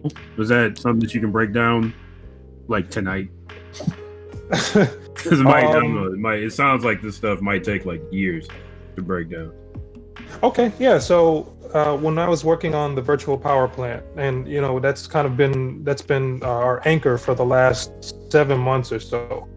In order for us to create an application that anyone could use and understand, I said, well, what are the key features we need to have on here? And one of the first key features is understanding what the apex of the sun is going to be. So what time can you expect to receive the full amount of solar energy, of solar radiation?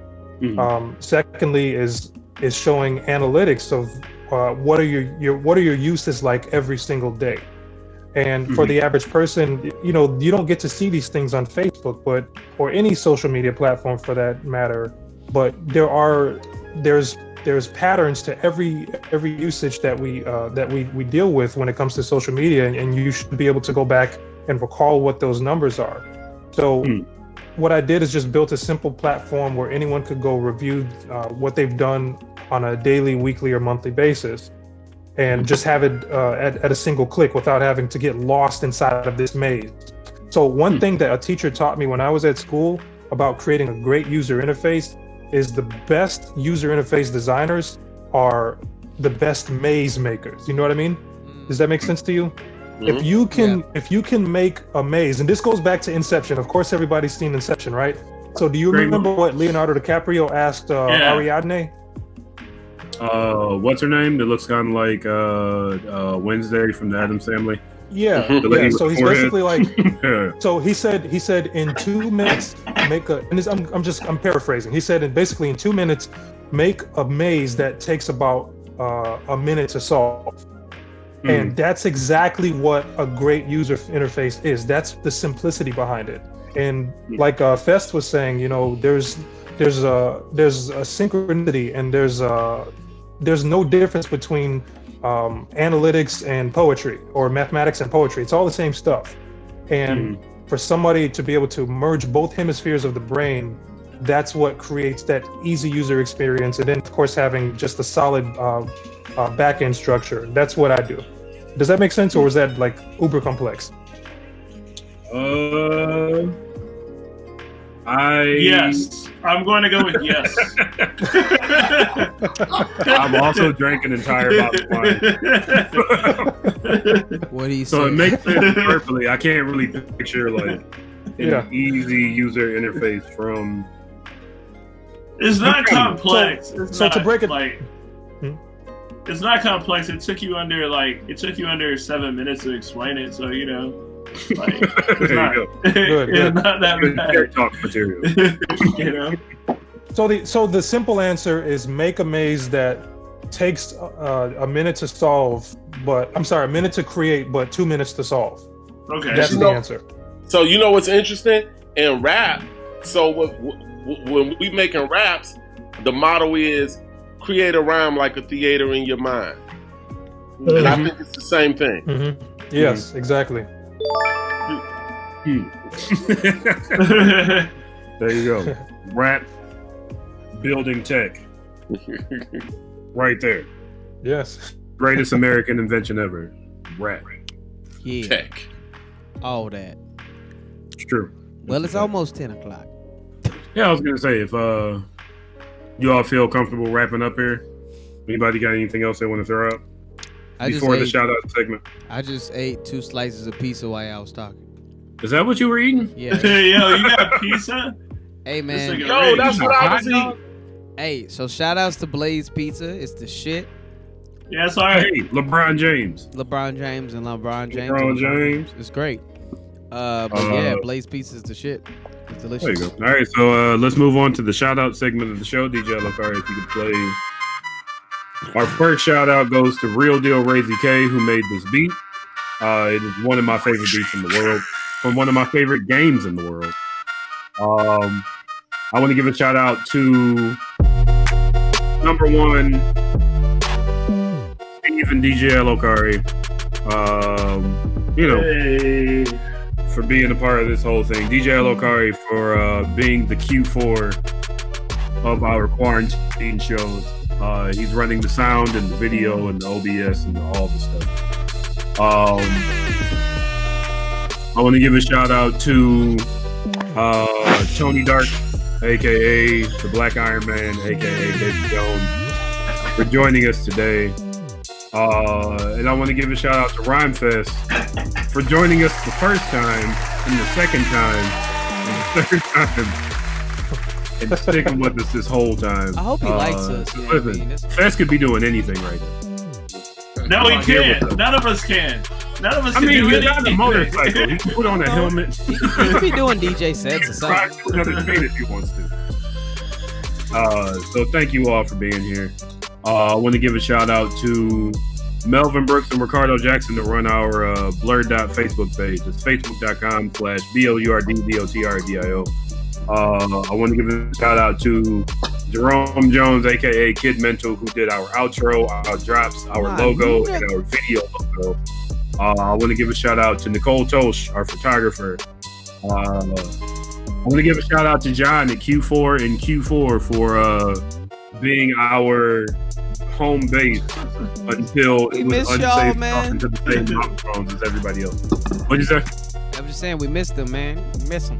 I definitely miss Q4. We'll be back soon. That is that's my shout outs. And shout out to everybody dealing with this disease, which is everybody. Much love. Be safe. Anybody in the hospital, I hope for your recovery. Yeah. Love, peace, hair grease. Steve, who you got?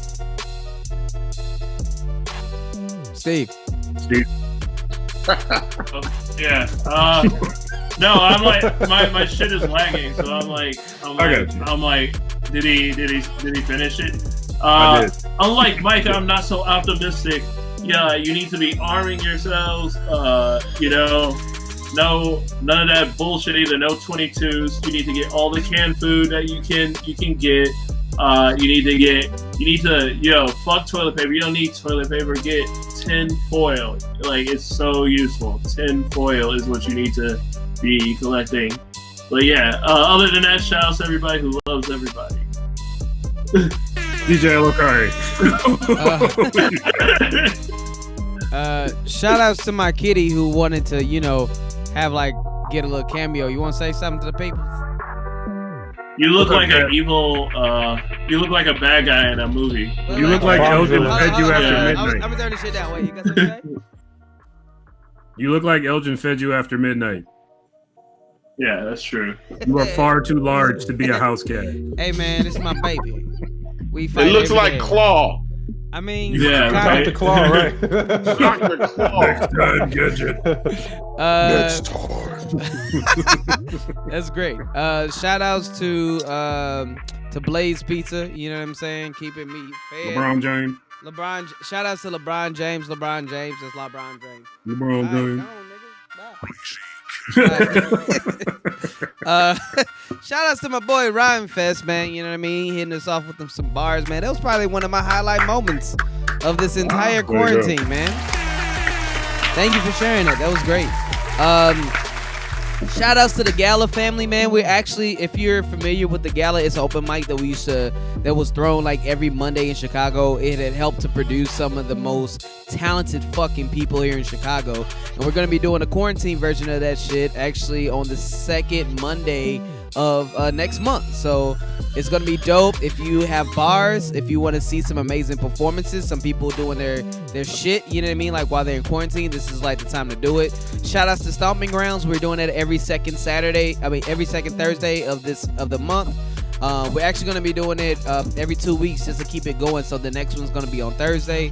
Come and check that out, man. We're doing SBG Chemo, who was actually a Free Ride alumni,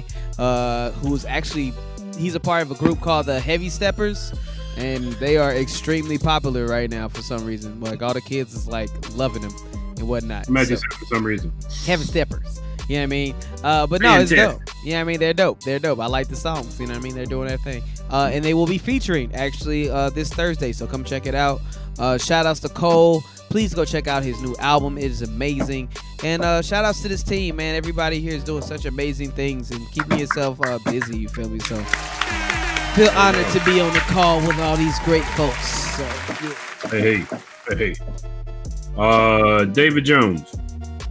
Yeah, so first and foremost, shout out to all of the essential workers of America, all of the essential workers globally who are working tirelessly to rid us of this horrific pandemic.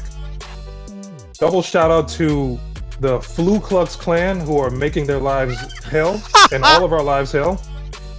Sure. True. Shout out to Rhymefest. I haven't talked to you in a while, brother. I missed you, man. We need to get up again. I need that honey that your wife got from the farm. Yes, we have it. We've been waiting to meet up with you. Yes. So we'll figure it out. I'm doing social distancing, but we're gonna figure it out. We're gonna Yes, sir. Throw it at his car. Just throw it at the car. It's fine. Put all your money inside of Ziploc bags.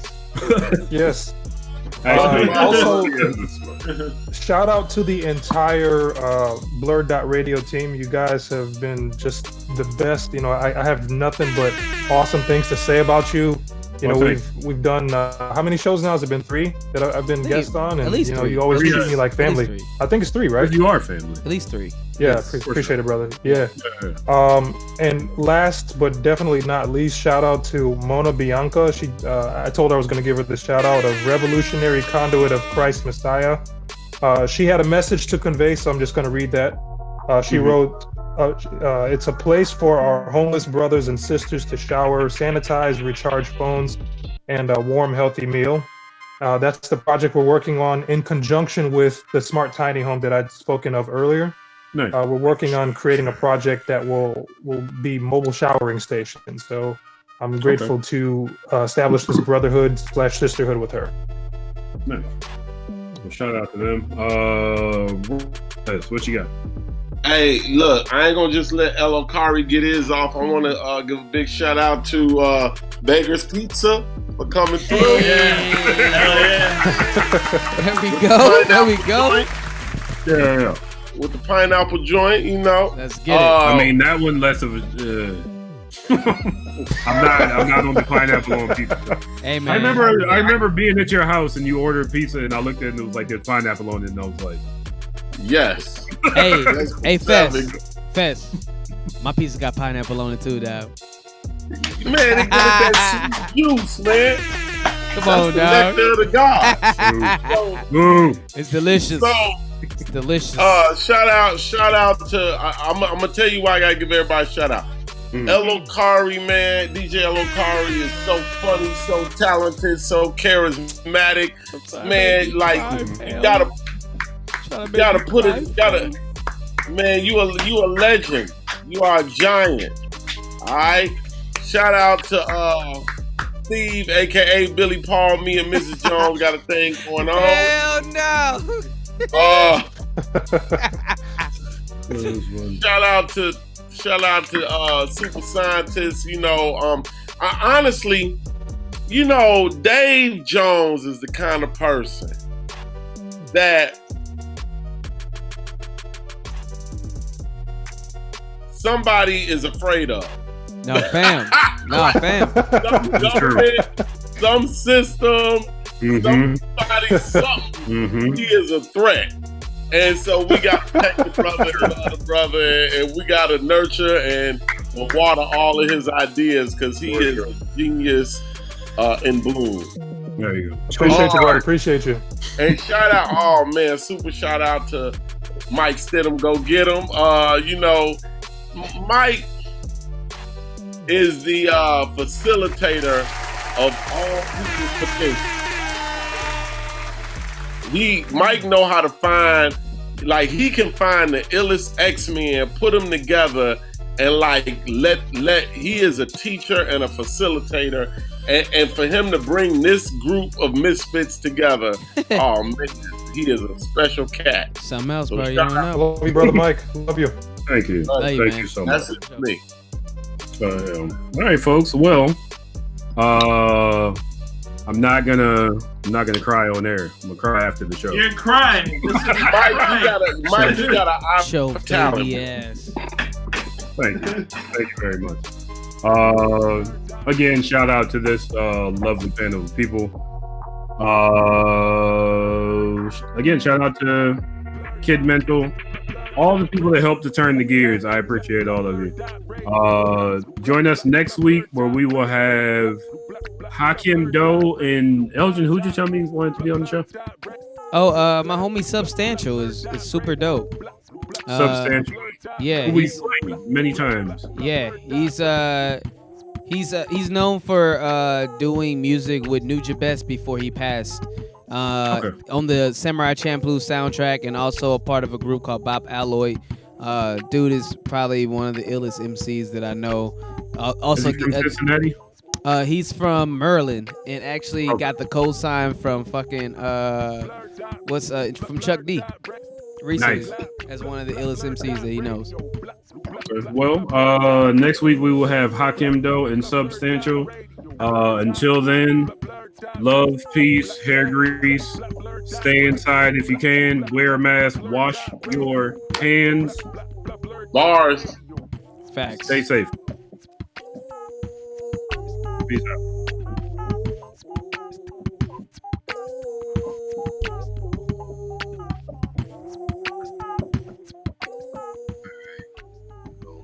YouTube.